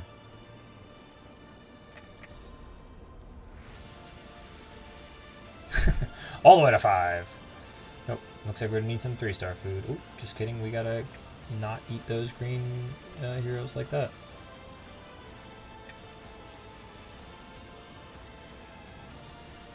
Nope, nope, nope, nope, nope, nope, nope. Turn them all into green spirits.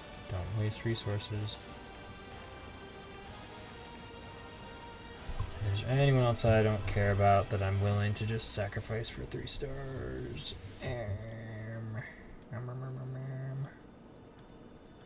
Probably shouldn't be.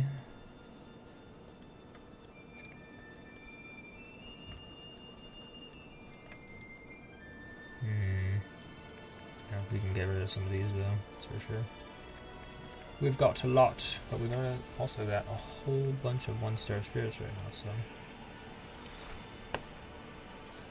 Anyway. Promote. Nope, not you. I need food first. Forgot. Promote to 3-star.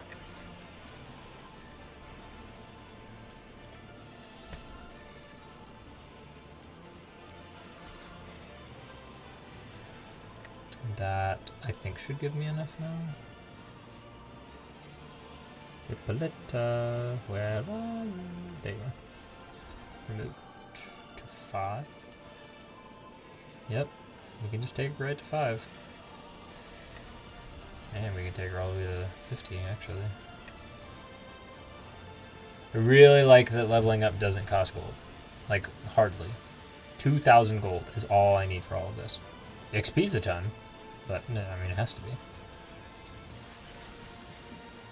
Boom, 5 stars. Off the rip, here we go. We're gonna need some Ascension Stones. And since we have so much gold right now, we're gonna go gambling. Gimme. It's really good, but not what I need.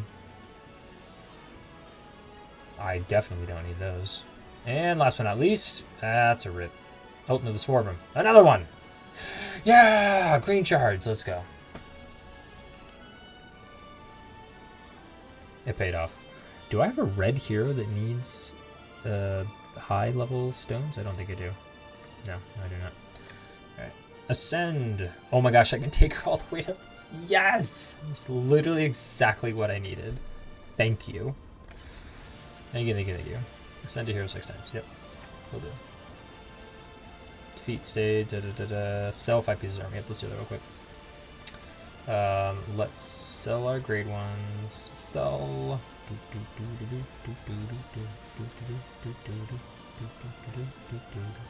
Confirm. Get rid of my grade ones.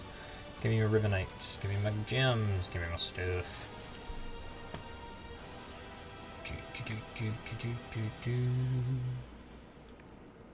And just like that, she's at the top. She's ascended. She's awakened. Her abilities are going to be next. Let's see if we can just get this shield to 3 at least. If I do, I don't think I really care about much of the rest. Okay. None in her ultimate. Okay, okay. I mean, she's good. It's fine. We'll just dump him in. Wow, everything but her ultimate. That's impressive. That's impressive. Impressive. Okay, so sorry, get it back real quick. Half and half defense attack, defense on the shield, defense attack again, which compared to Athena is about the same actually. Her shield again is bigger, but and she technically gets more damage from defense and attack, whereas Hippolyta gets more from attack. Just a smidge. So we're looking for another defensive set for her. And do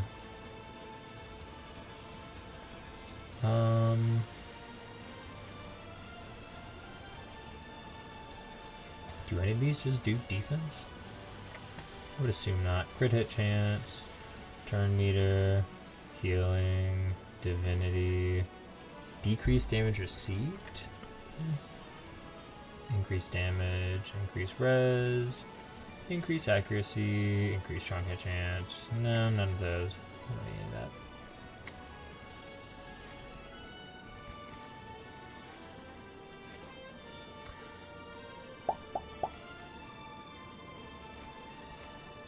Need something defensive. I don't think he's gonna be killing many people. He's definitely gonna be.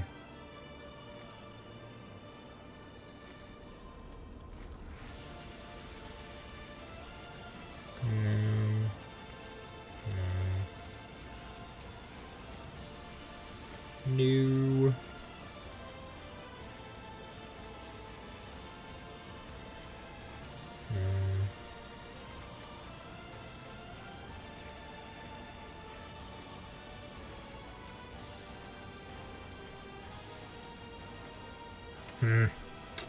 None of these are helpful.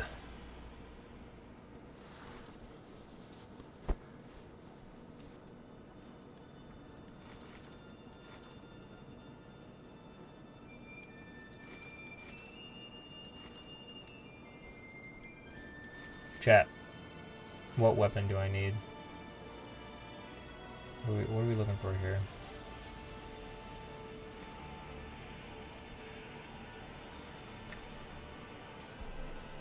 No. I mean, maybe just this? Just potentially remove deep some? Oh, no. When joining attacks, not when triggering a joined attack. Well, does that count as a joined attack? It's got defense percent. Yeah, we'll just take it. Equip. Enhance. So, okay, this is another annoying thing. If I click on Enhance, please just take me right to the weapon I clicked Enhance on. Don't make me go find it again. That's not fun for me. Level 10. Great. I don't have any more. Great. Sharur. Alright, defense. Defense percent? Nope. Defense, main stats. What do we got? What do we got? This is attack and attack percent. And some speed. Redirect 5% of damage inflicted on allies. Intercept. Da, da, da, da.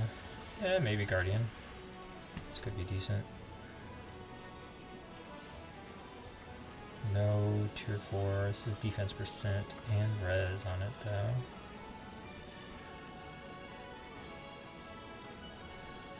Heal, damage inflicted when attacking.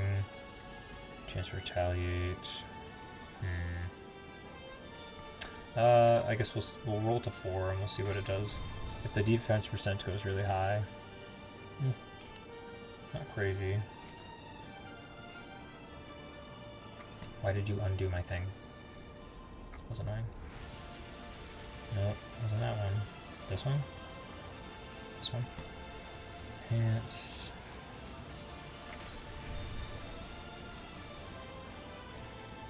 It's not much better. I think we'll just go with this one though. To 12 with you. Equip. Okay, now we can get defense percent. And then there's attack, there's defense, there's res, that's not bad. HP is probably going to be a good thing to get as well. I need to be looking out for that. Like that. That's a nice piece. I think I'll just rip this one. Ton of resistance. Not a ton of other stats. Unfortunately. Defense, res attack. Defense, HP. No, I'm not doing that one. We don't want anything grade 2 or lower. That's just bad.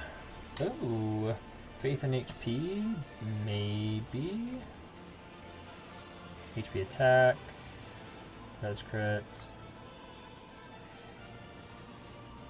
This is maybe. We get more defense than this percent anyway. And we just want her to, I think we want her to live. It's gonna be our focus. Faith might be good too, because then getting her ultimate might be critical for us as well. Ooh, yeah, that was not bad. That was a decent roll. Okay, I need you to stop popping up, Sugar. I don't need your tooltip anymore, thank you. Right, defense on the gloves. Ooh, that's not a bad piece. Whoa, what the? That's a really good defensive piece. Why is she not wearing this? Oh, because I needed her in higher speed. That's right. What in the world? Why wouldn't I just... Yep. Okay, cool. That's an easy choice. Defense percent. Again. We've got this one with accuracy, speed, and a defense attunement stat. I like it, I like it. The terrible roll.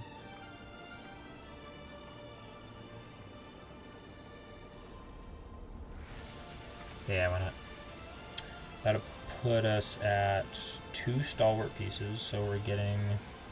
She's getting damage redirected to her, which honestly might...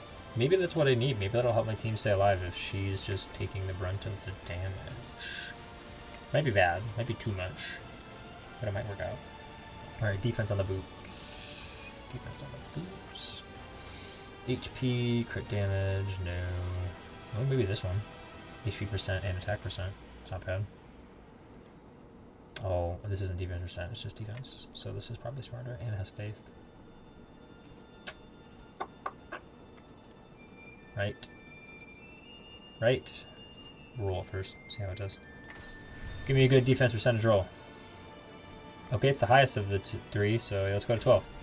Give me more. Give me more, give me more. Alright, that's fine.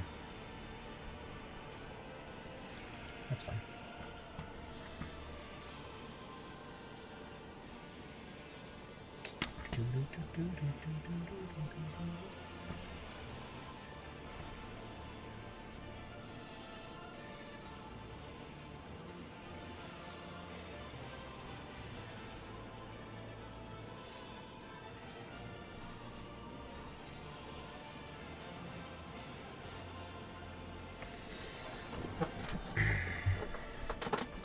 All right.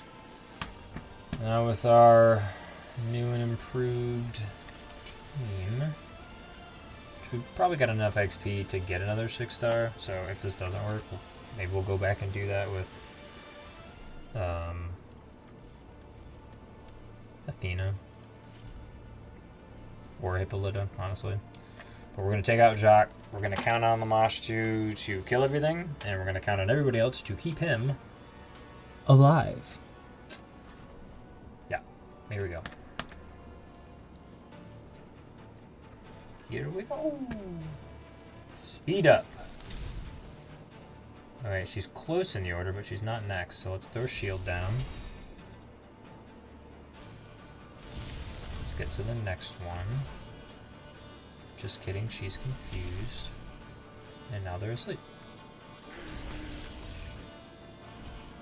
I genuinely don't... If I could just beat this on RNG once, man, we'll be golden.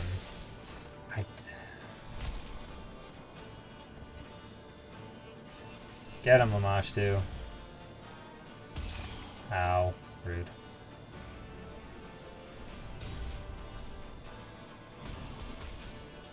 Still asleep. Let me heal. Let me heal. Please. No! Gosh dang. Dang it. Alright, try again. I just need a little bit better RNG on the confuse and sleep stuff, man. If I can get just a little bit better RNG on the confuse and sleep. I should bring a block debuffer, but here we are. Okay, Lamashu didn't get confused. Please don't put him to sleep. Or put him to sleep for 3 turns. I guess that's fine too. And by fine, I mean not fine. Hit him again. Someone hit him again. Let him go. Let him take a turn. Okay, there it is.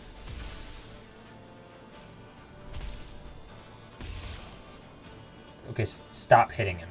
Stop. Stop it.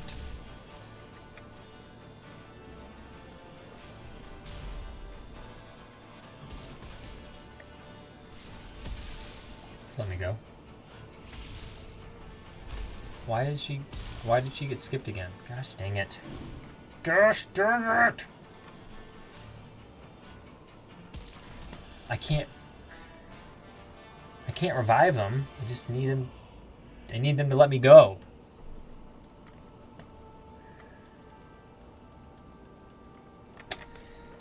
Man, this level. Like, I want to get more of the special tokens for beta. But I can't get past this gosh darn level, man. Alright, we got good confuse RNG again. Don't put him to sleep forever. Is that guaranteed 3 turns? Is that what it is? No, because she didn't get put to sleep. No, she did attack Hippolyta, so that sucks. Yep, there she goes. No surprise there. That's the most. He's never even gotten to this point with the shield, so I guess that's good. Does this heal me? No. Should I just try and kill one person? I don't know. I don't know what to do. I feel like it doesn't matter. Please kill Loki. Dang it!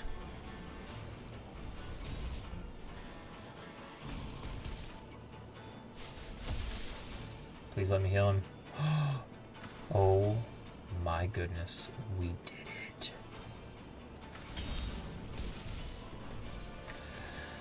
Yes! Final!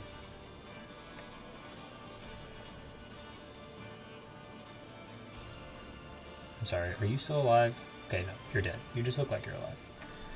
Oh, and I've got 2 people coming up next, so yeah, you just go... Wow, she actually does a lot of damage. Can I get past the next stage, please? Pretty please, don't be as hard. Oh my gosh, what the legendary Heimdall Hell Freya nonsense is this? Now everyone's got retaliate? Like, what am I supposed to do with that?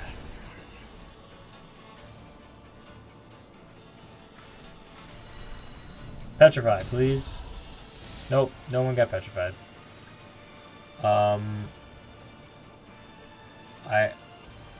Why?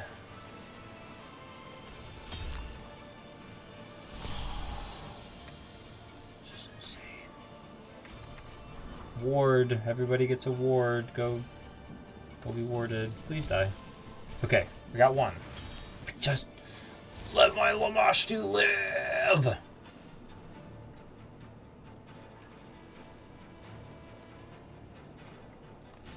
Super Giga Shield, go.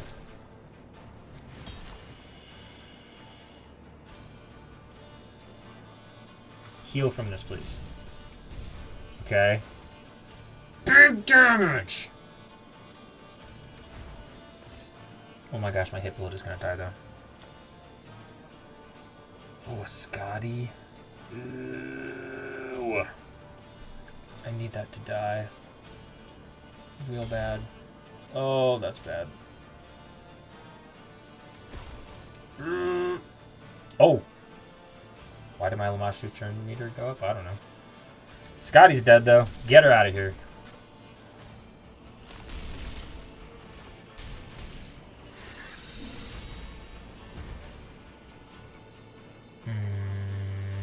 I don't know, Yeti Man or sure.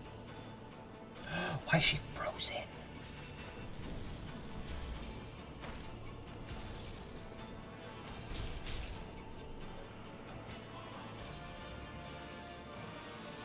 Kill him. Yes. Guys, we did it! We beat the first level of Asgard.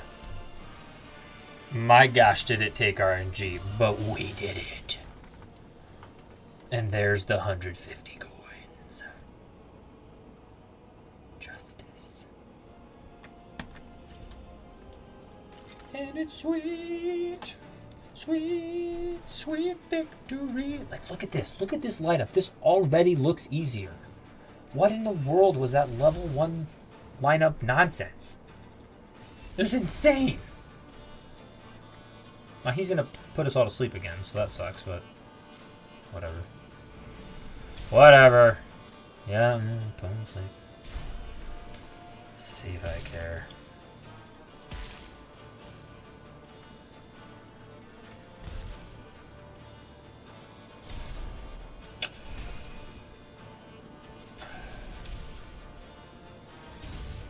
Y'all are being real rude right now. I want you to know that. Being real rude. Oh, it took away a turn from it? Didn't take away the whole debuff? Nah, bro. I need that gone. Gone. Okay. Is there even a point to bring her? I mean, she might help me get through the first, like, whatever stuff, but... She seems pretty useless to me. Another shield. And you, kill everyone. Just kidding. They have a bunch of buffs and stuffs.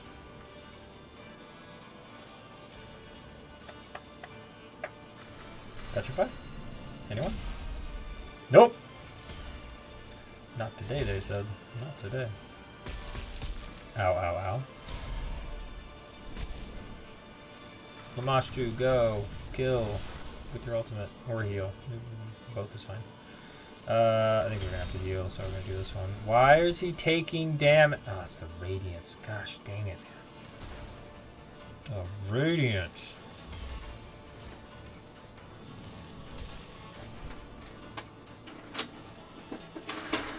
Like adventure mode. Seriously challenging. Wow. Oh, great. We're gonna have the Loki confused now. Or not Loki. Odin. Nuts!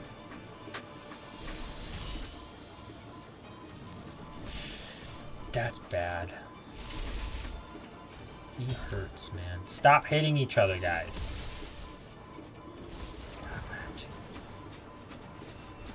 Shielding and a ward. Well, there's the ward.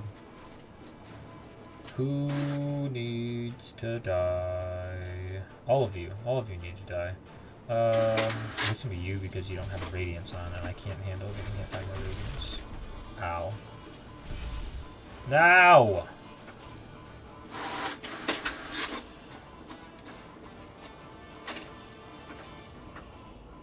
This is so hard. I'll try this one more time, but I think we're just gonna have to leave and keep farming. Because he's already at 60. The only thing I could do better is like Awakening, gear upgrading, or sorry, ability upgrading, and weapon upgrading, but some of those are, most of those are very difficult to do for him.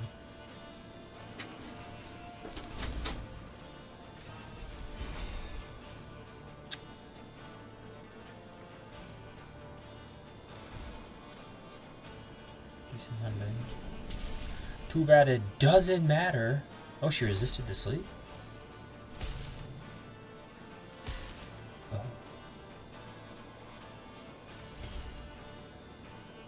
Freaking intercept.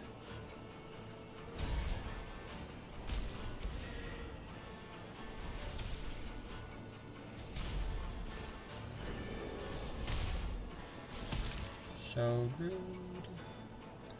Why you gotta be so mean?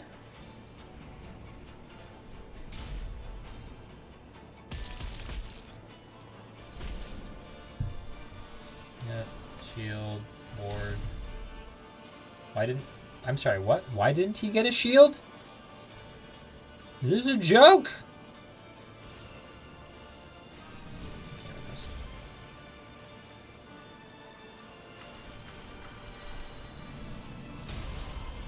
Why are they so strong? Okay, well, we got rid of that guy, so that's good, I guess.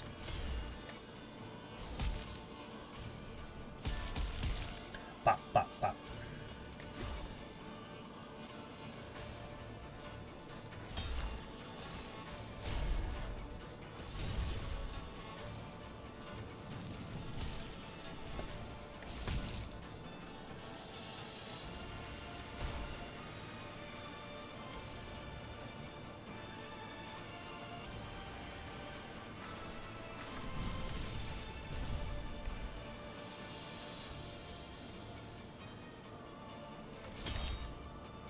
Why are they so tanky?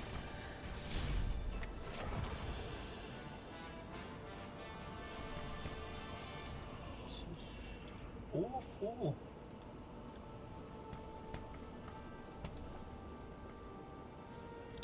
Well, Hippolyta helped me get past the first stage, and that's it. Maybe I don't need Hippolyta now. Maybe I go back to needing damage. Probably not. Well, let's see. Okay, so I get her right away. Do I just try to kill Loki so I don't get put to sleep? Nope, he's not gonna die. He's too strong. Nope, nope, nope, nope, nope, nope. Not the play. Replay. This probably isn't gonna work. Lady Shock's not strong enough. Her core doesn't do enough.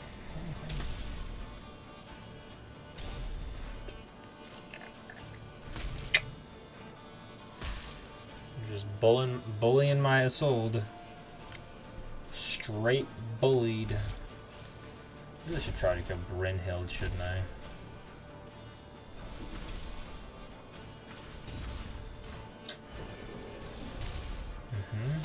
Yep. Thanks for that. Owie. Owie. Ow.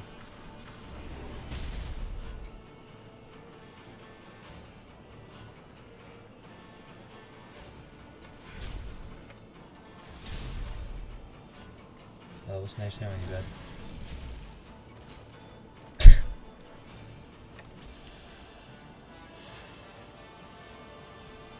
Yes.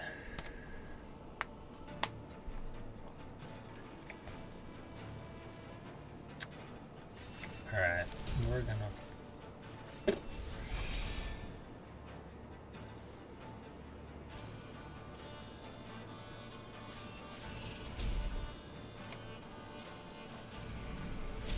They resist the bleed. Like, she's practically useless.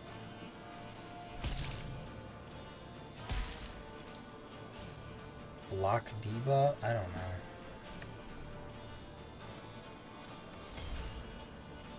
I don't know.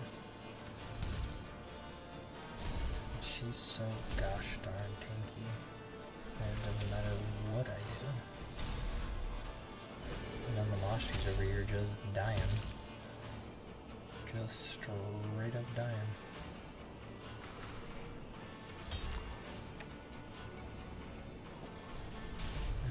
This chick's in there. Why is he going 50 times in a row?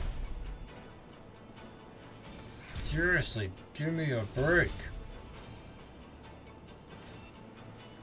Does this prevent healing? Is that why?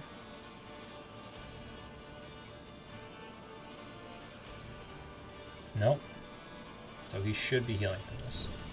Unless it's chewing through shields, is that why? Nope, just maybe it's this, maybe it's the radiance. So I think that makes sense at this point. Please die. Okay.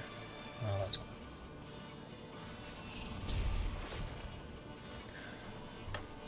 Why did he die?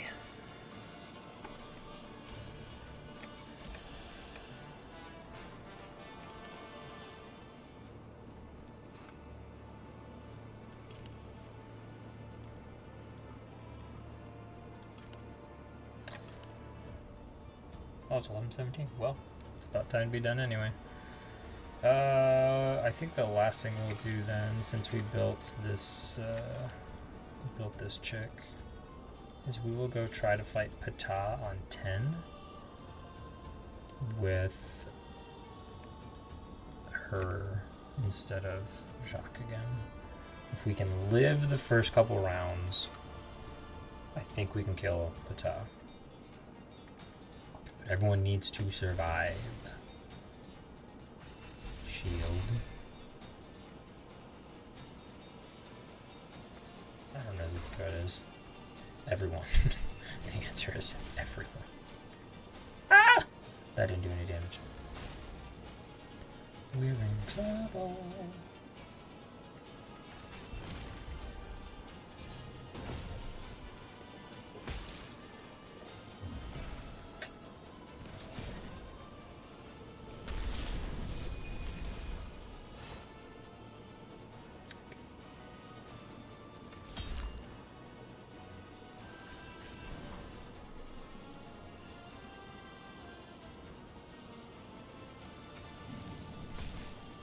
Oh, that still wasn't enough.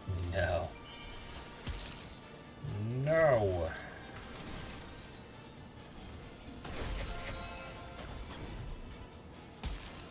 I'm taking damage. So much damage.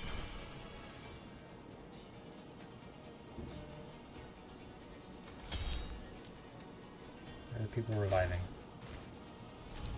I don't have time for that. Stop it. Kill the dog.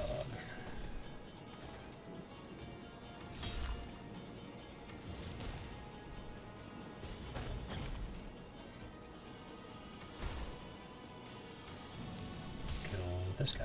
Okay. Stop it! Leave him alone. Seriously. Being obnoxious. Okie dokie, Horus. I see you. And I'm just gonna need you to just relax a little bit. Okay. That's swell. Why is he taunted at the beginning? What is happening? Oh, we're gonna add shielding and warding because that's nuts. Oh, I'm in so much trouble. And they're trying to kill my DPS!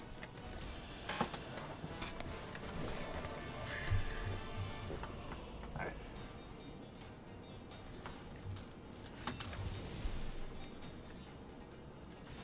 Once again, I don't really know who to focus. Maybe having a ward on top of having a shield will be helpful. Doubt it, but we'll try.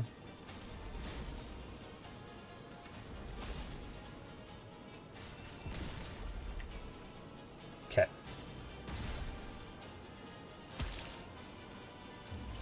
Okay.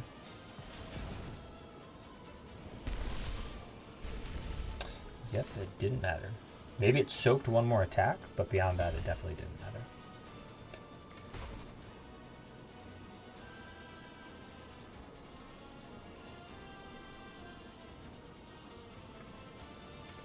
Don't risk it, just go for the easy kill.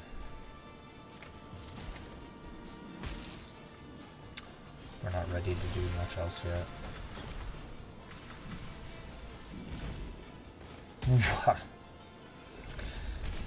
What in the world?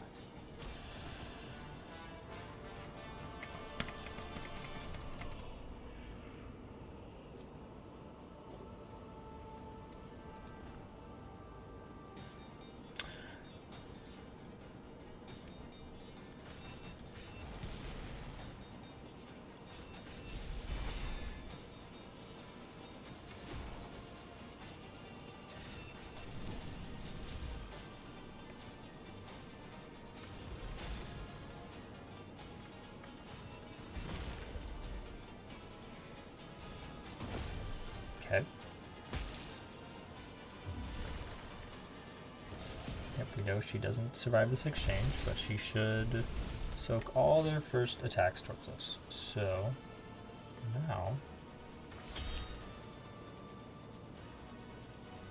now we put the second shield with the ward on, and we go for this chick because she's apparently really strong. Oh, thank goodness she died. Or didn't she? Can't tell. Nope, she revived. That's cool. Did it take her out of turn order at least? That'd be nice. Would appreciate that. Can you guys stop going now? Can you stop going now?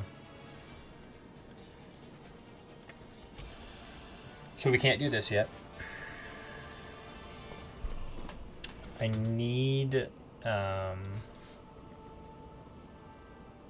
need someone who does like an AoE defense down and or an AoE attack up. And then I think Lamash 2 can do a lot more work, but as it stands, he's unfortunately not strong enough. And neither is anyone else I have. I don't think his gear's that bad. Could be a little better, but he's got mostly 3s and 4s all with that 94% crit. His crit damage is terrible though. That is true. So maybe there's some better crit gloves we've gotten since we started. Anything with crit damage. It's a rank 3 or 4. Oh wait, actually that's not bad. Crit percent, and it's a 4 rank, so that'll get our crit higher. We don't get the attack percent, but we will get crit damage.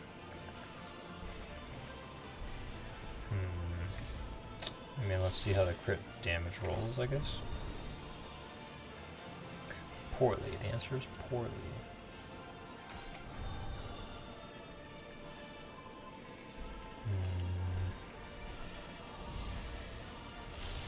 I feel like a lot of my problem though is he's almost 100% crit, but he has no crit damage, like almost none.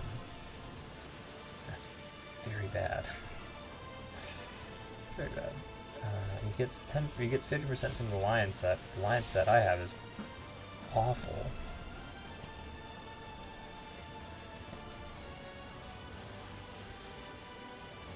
Like that would be a nice piece to use it on. But this also gives me 10 of the crit damage I do have. If I get rid of that, I'm getting rid of a lot. Ugh. Goodness. Attack percent, crit attack, like all the stats on these are good. Attack percent, just missing the crit damage to go with it. I don't have crit damage on any of these pieces. Ooh, so I can go to a crit damage focused stat.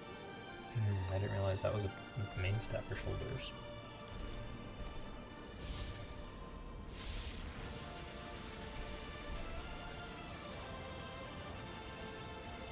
Has attack percent. Could be good. Although I'm sure I'm losing 6 percent. So if I could find both, that would be ideal. Ooh, that is. Oh, and an attacks. Ooh, my goodness, that's really good. Ooh, that's really good. Please roll well. I might switch you. Not really. Not really. What about, where was it?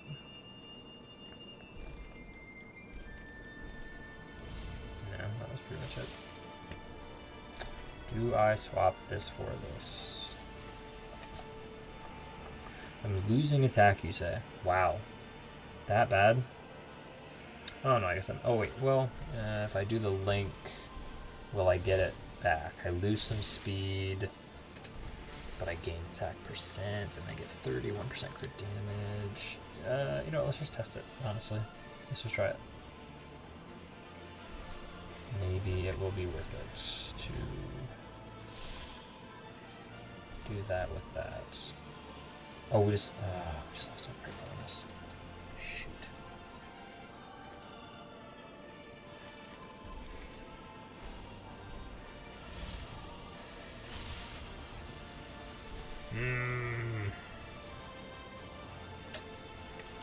In line, you can only get from the level up chest and the gear chest right now. It won't be the case, but right now. my best way to get crit chance. I mean, it's above 75. It's not bad. It's just more RNG based, but let's see if that extra 25% damage makes that much of a difference. My guess would be no. Let's find out.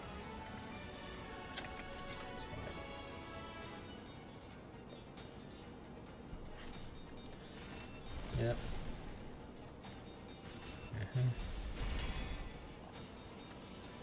The other thing I could do is use her A1 to give him attack from the first attack as well. Could be helpful. Could be.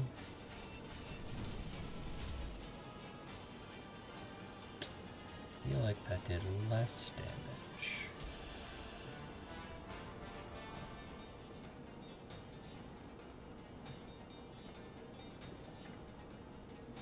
And I have to do... Oh, I don't. I'm confused. Alright, well, I got the attack bonus on him now. Attack up 2. Will it matter? It... Oh my... Alright, we're cooking, guys. We're absolutely cooking now. What the heck was that?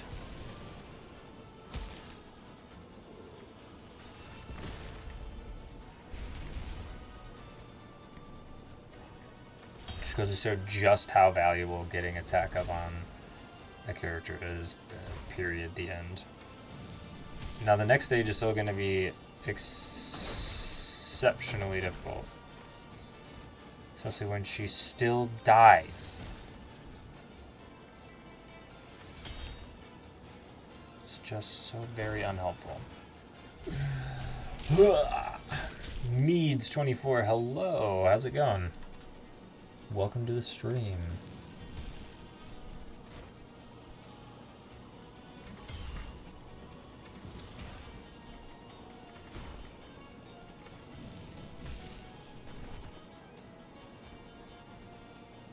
Yeah, not too bad. Had a fun day of Godforge. Made a good review video of it earlier. Enjoying the beta for sure. Okay. The fact that they're taunted off the rip is just the most painful thing. Can I petrify anybody? I cannot. Alright, let's shield. And then let's... Do I choose the target of this?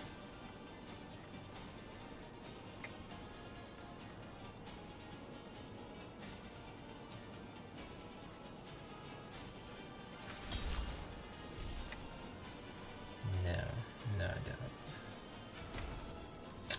Really need him to die. What do I think about it? So many things. What a general question. What do I think about it? I think it's good. I'm excited for what it can be. I'm particularly looking forward to, like, of course, now he's stunned. Pantheon bosses, community engagement activities, like world bosses or things like that. I think that'll be a lot of fun. There's some systems in the game they've made that I think are really good compared to games like Raid. Like the Gold Bazaar actually feels useful. I think their hero promotion system has good bones. The way to level up food right now feels pretty bad, but there have already been conversations about that being different in the future. So it's just a matter of waiting for EA, later betas, etc. I like their ultimate system.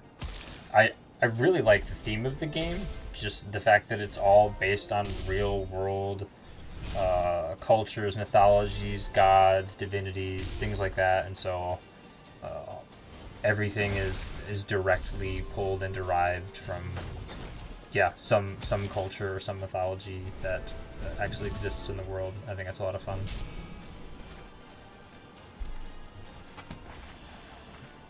Gosh darn it. Still not strong enough. Well, I guess we set up our overnight farm.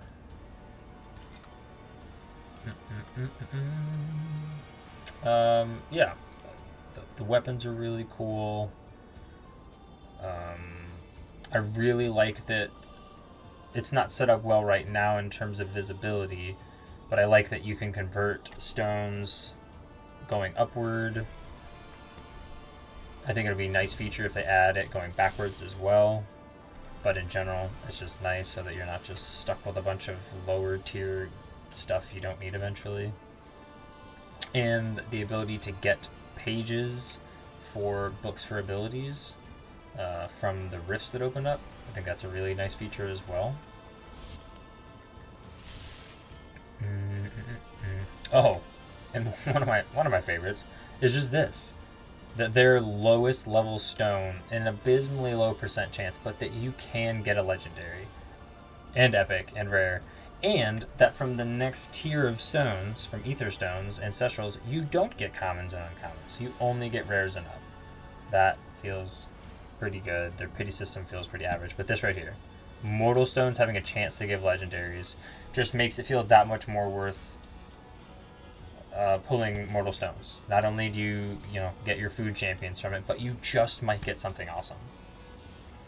It's just a little thing, but I think it's a really cool little thing that they put in this game. Whoops. But the bazaar, this for sure. I'm real happy with that. But I think I'm definitely most looking forward to clan boss, pantheons, some talk of like world bosses and things like that. A lot of good stuff.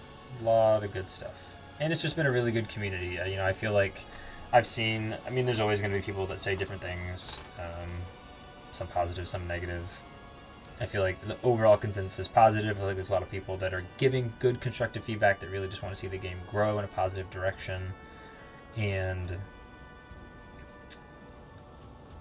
I feel like they've been just really transparent with all of their choices and their processes, as much as is appropriate for them, and that they've just been in constant communication with updates, and really good about compensation as well. That's been a really frustrating thing in games where you have to go down for patches for extended period of times for bugs that they have to fix, and then you get nothing for it. At least during beta, they've been very generous with that. I'm sure it won't be that generous, but I would assume that they will maintain that mindset of giving out small rewards for the time lost not being able to play and things like that.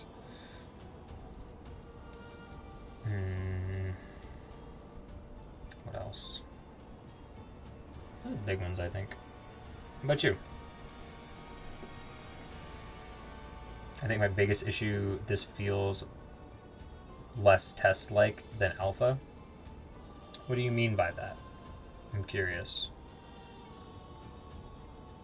I think that they introduced a lot of different aspects, so I think it can feel less test-like in that regard, and I also think that there's a piece of this that I think people are expecting a different sensation. Like, I can admit that I think after a little while I felt like it definitely wasn't as exciting to play anymore, but I was like, this isn't the full game. I'm missing a lot of core mechanics that this game is going to offer. And I'm also blitzing this. Like, I'm not realistically going to be playing this hard, this fast. I will have a much more casual pace when I actually play the game. I will be much more conservative about where I spend my resources, like all those things. We can't dabble like we could have in alpha. Yeah, no, for sure. It's well, actually, I'm gonna ask what you mean by that too. When you say dabble, you mean like things feel much like raid. Many things I recall HH saying and calling raid out. I see them here. Really? Like what? What kind of things do you see? Resource-wise. Sure. Yeah. Yeah, I think that there's definitely been a lot of feedback I've seen. Long battles. Yeah. Yeah, I saw some post somewhere that someone was saying like speed farming in raid. There was if you had the right team, like you could do it in 9 seconds, and that doesn't exist in this. No instance. Yeah. Which, when I think about like beta testing and different features they want to test, I would imagine the concept of instantly completing a battle, or even like multi-food champion creating. I don't think that those would be things that need to be tested as much as like knowing how the community feels about it, but I feel like they're pretty just intuitive. I feel like yes, obviously we want to be able to make food faster, and if we can do battles faster so that we have more payoff for our time in game, that feels good. But I don't think they're things they aren't aware of. I think they're just maybe not the focus right now, and they're trying to build out more of a skeleton of a game as opposed to building the decorations on the skeleton, if that makes sense. But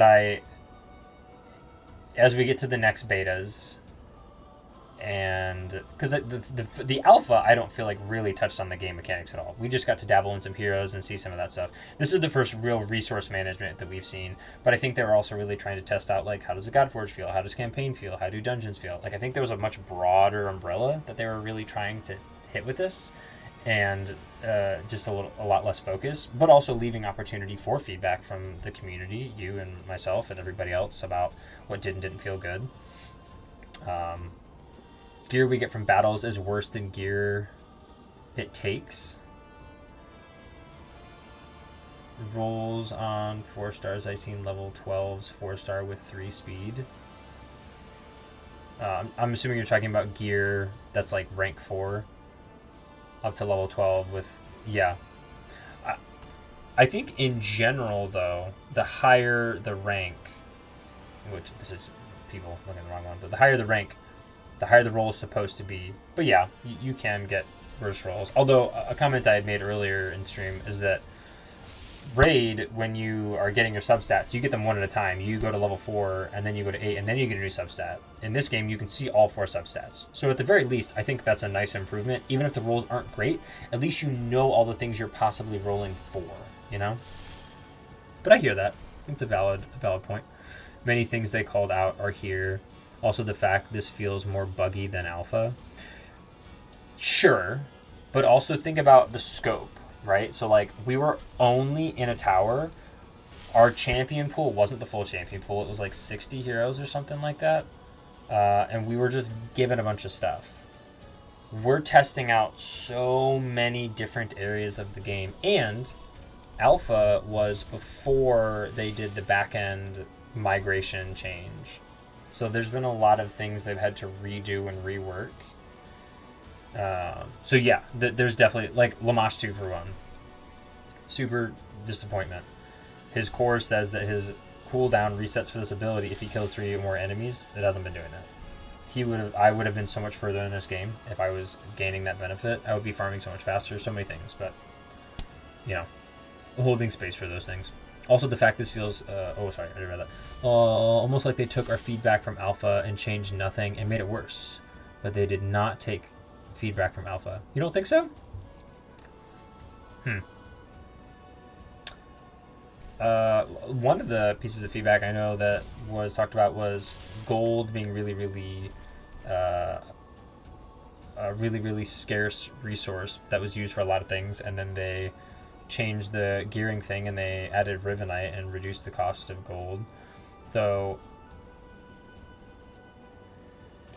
I'm sure not every single thing in exactly the way that people wanted to, but I think there have been changes. But again, I think there's also just an introduction of a whole lot of new mechanics in this game that we really didn't get to play with or have any exposure to, that it can be hard to, like, weed out, you know, what really was and wasn't changed, and what has their focus really been on. I got Heimdall and I can't use him as he breaks. Yeah, no, I mean, there's definitely bugs. There's bugs that make this beta not able to be experienced to the full. For sure, don't doubt that at all. The fact that they're on here, like the reviving not working for most revives, heroes like Lamashi not being able to farm properly, Heimdall breaking the game. Those are definitely really frustrating. There's no doubt in my mind. It's also a beta, though. You know, if it were EA and the game dropped like that, like that'd be terrible. That'd just be really, really, really, really, really bad. Not to mention, A2 does not work correctly still and is worse than Alpha. That's my point. They were there in Alpha. Sure. I think the issues with Heimdall were different in Alpha, though. I think he's even got new problems, which is, again, to me, when I see that, it's like, oh, it's a new issue because of this, like, this reset. Like, they had to re-add everything, and then, you know, figure out how this is going to interact with, you know, this person's engagement, and, you know, having 60,000 people play a game and interact with mechanics in ways that you just potentially realistically can't with a smaller dev team. You can't hit all of those things as much as you might try. Which may be untrue. You know, I'm certainly more of I'm more generous in criticism than most. Generally speaking, I give more of a positive look on most things to look at, and I try to give people the benefit of the doubt, because when I don't fully understand a system and how a product gets made, it feels, to me personally, I'm not saying this about anybody else or throwing shade at anyone, but it feels bad to me to be like, all these things are bad and you're bad, and why didn't you fix all these things? Because I don't know what it's like behind the scenes. Like, maybe they are. Maybe they should have been doing more. Maybe this should have been a more polished product by now.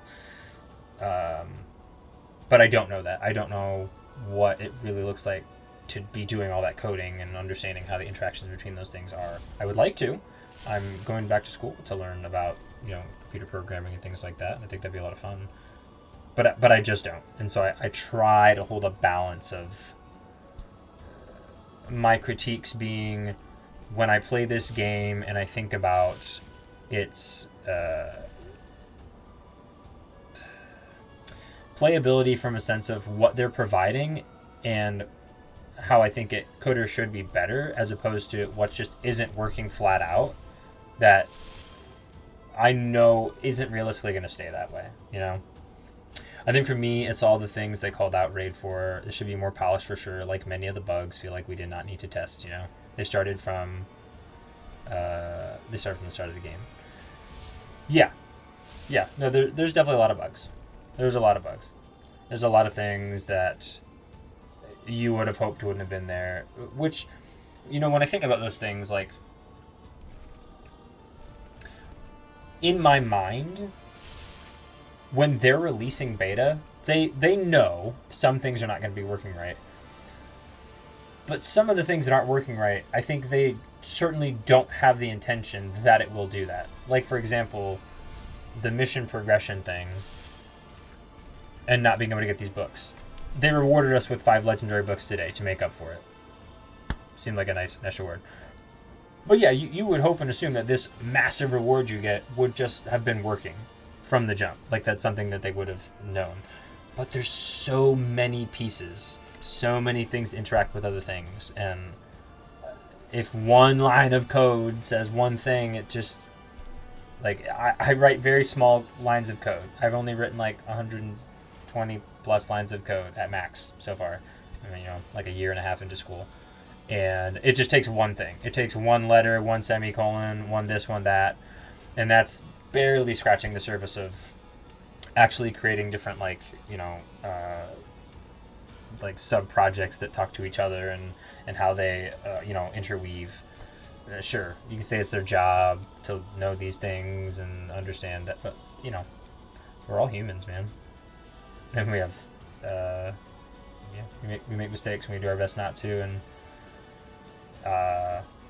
I believe they're really trying to create a stellar product. Now, here's what I'll say to this too, and maybe this will kind of be the final thought on this idea. Alpha to beta, again, they talked about having to change their back end, and so some of these things not changing, I imagine their focus was on some different things. If we get to beta 2 and Lamash 2 still doesn't work on his core, and Heimdall's abilities still don't work, I'll definitely have stronger feedback about that. Because Beta 2 feels like it's same game, different genre of content, but some of those things that everybody's been talking about should be fixed. So I think Beta 2 is going to be will be a much more critical point for me. This felt like kind of a fresh start. Alpha honestly just felt like, hey, do you want to come play with our game and see what it does? It's like, cool, yeah. Beta was like, hey, we've got a game, we've got some really big pieces of it, and we want you to interact with all of those pieces instead of literally only going to the tower over and over again. So much more stuff. So Beta 2, when they do Arena and or Pantheon, I will certainly have some stronger criticism for that. Hogsfan 73. Thanks for the follow. All my followers get a dad joke. If you want a dad joke, pick a number between 1 and... I always forget this, but it's like 207, maybe it's 300. Nope. Yeah, it's like 272. Pick a number. Alpha was fun. Yeah, it was fun. It had a bunch of bugs, but it was still fun. You know, I mean, you know, not to brag, but... Oh, it's not in there. That's just that thing. I got my Fafnir's Bane coin. I was one of the people to beat Fafnir in that top 300 or whatever the number was. Yeah, Alpha was super fun. Totally agree. Elt Zavarok. I'm just going to call you Zav. Playable. 56. Let's get it.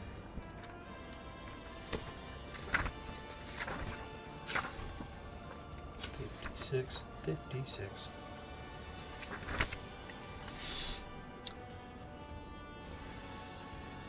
The credit card company sent me another camouflaged bull. It's those hidden charges that you really have to watch out for.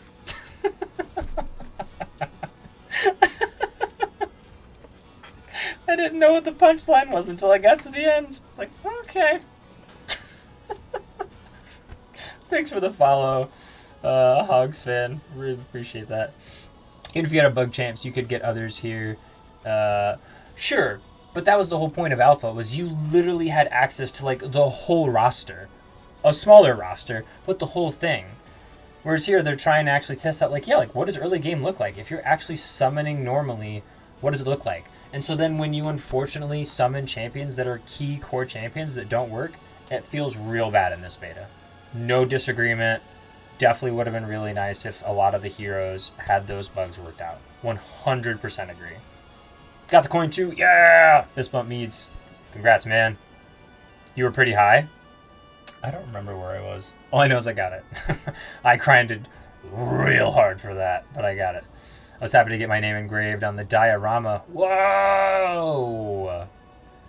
Dang, Zav. Look at you. We have greatness in our midst, ladies and gentlemen. Greatness in our midst. Not to mention the minigame was more of a you got what you got, felt less of a choice. Sure. You know, I really would have loved getting Vivian. I really wanted her. I made 2 accounts though, and on my alt account I got. Where is she hiding? Morgan. Oh my gosh, Morgan the Fae is so good. I really wish I got her on my main. Honestly, I was happy with Athena though. So sure, there was a little bit of RNG from that, but it was also just it was a free hero, man. Like. They didn't have to give us anything. We could have just played the game and started normally. They gave us a free legendary imprint, a free legendary hero, and a portrait. Only rolled Heim and a Herc imprint, and then I summoned Mulan. I mean, that sounds pretty great. I heard Mulan was cracked, and that she's just ripping through bosses.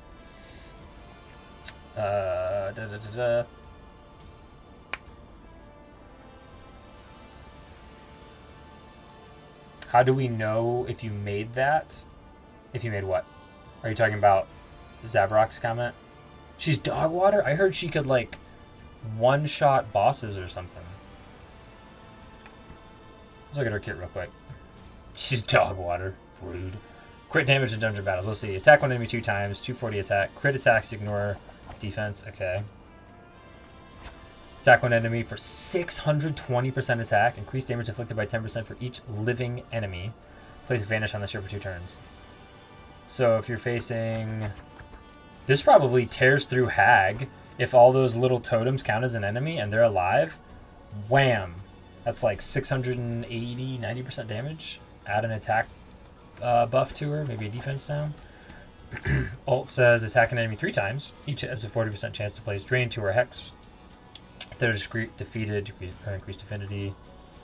Passive, increase the chance of strong hit by 20 when inflicting damage under Vanish. Oh, I wanted to look at that too.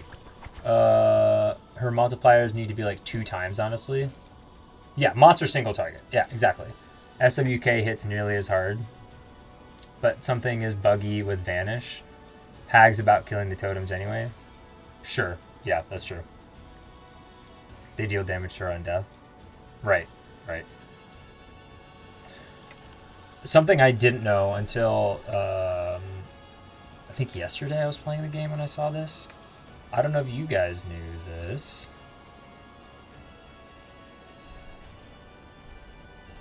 But accuracy doesn't just increase your ability to place debuffs. It also increases your strong hit damage. Like, that's a hidden nugget. Resistance reduces crit damage inflicted upon the hero. Makes sense. Everything else is pretty straightforward, but accuracy increases strong hit damage. So I know there's some characters or some heroes that are literally built around strong hitting and weapons that go with it. Like, woo! Oh man, that's good. That's some good stuff. Did you mean how do we know if we got on the diorama meads? That was for the top person who did each category, I believe. It was like if you did most damage, if you did it first, if you... there's a couple of different criteria. It was top 5 placements on the damage board? Okay. I thought it was... Or maybe that was just to get to come out to the event, was those other things. Yeah, no, Zav was a monster. Also, the blue weapon top line, not working really. Spent a bit on those to not get the, like, 10% crit.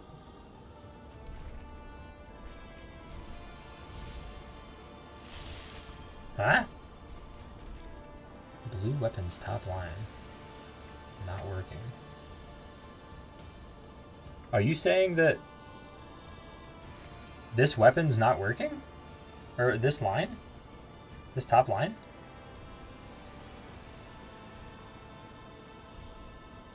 Shared a bug with my Pantheon and we took top 7 placements. Jeez, Zav. Yeah, you had the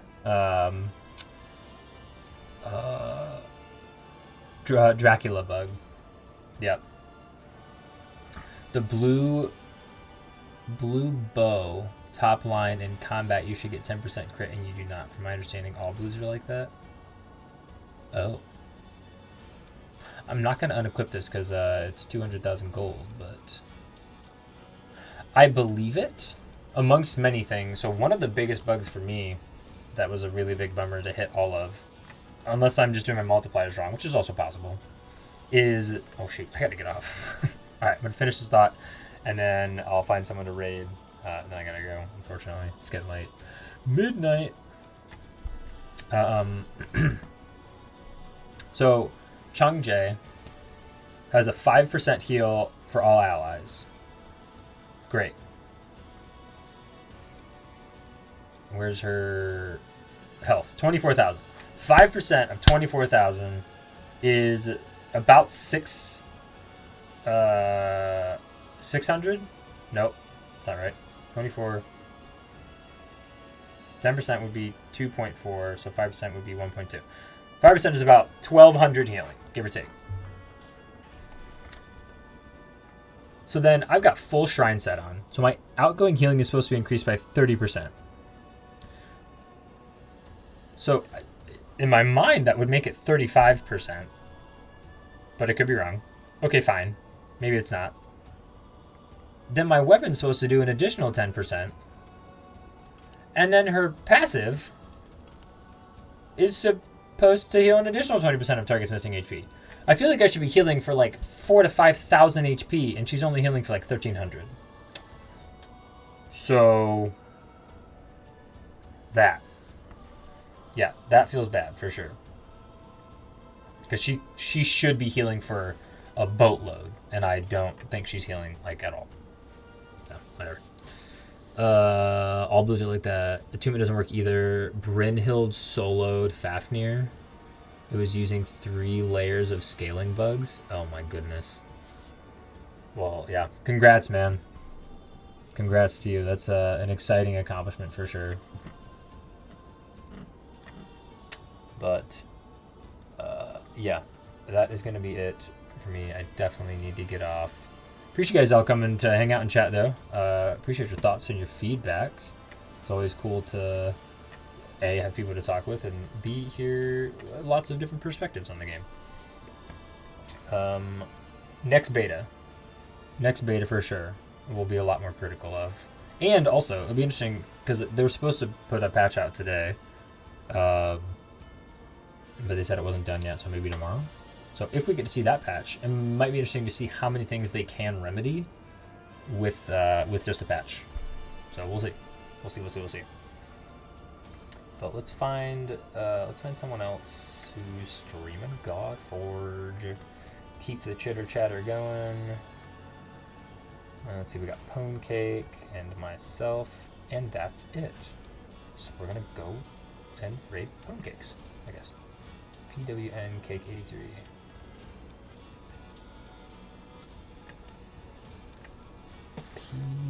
Also, if you guys enjoyed the content, be sure to hit the follow button so you get notified when we go live. And check out the very, very empty YouTube, but will be growing soon, YouTube channel. Pone Cakes 83, is that right? Nope, no S, just Pone Cake. Pone Cake. I hope they pass the Kitsune for the ones who did it and got blocked, so we don't have to farm for more blue. Yeah, no, that would be nice for sure. That would be nice. Hopefully we'll see a lot of nice changes here in the near future. Hopefully.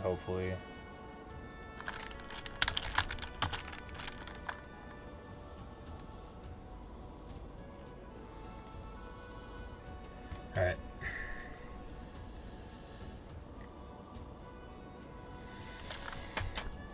Thanks again for everybody who came to hang out on stream today. We had a nice variety of people. It's always really cool getting to see the Godforge community coming together to support the game and its creators. Really appreciate you guys. Thanks to Hogsfan for the follow. And shoutouts to Zav, Meads, Nico, D&D Guy, and Jarl Javi, all for coming to hang out with us today. We're going to raid and send you guys over to Pone Cakes. So you guys have a wonderful evening, and we'll be back next week. Tuesdays are our stream days, and until then, you guys be safe and be well. Peace.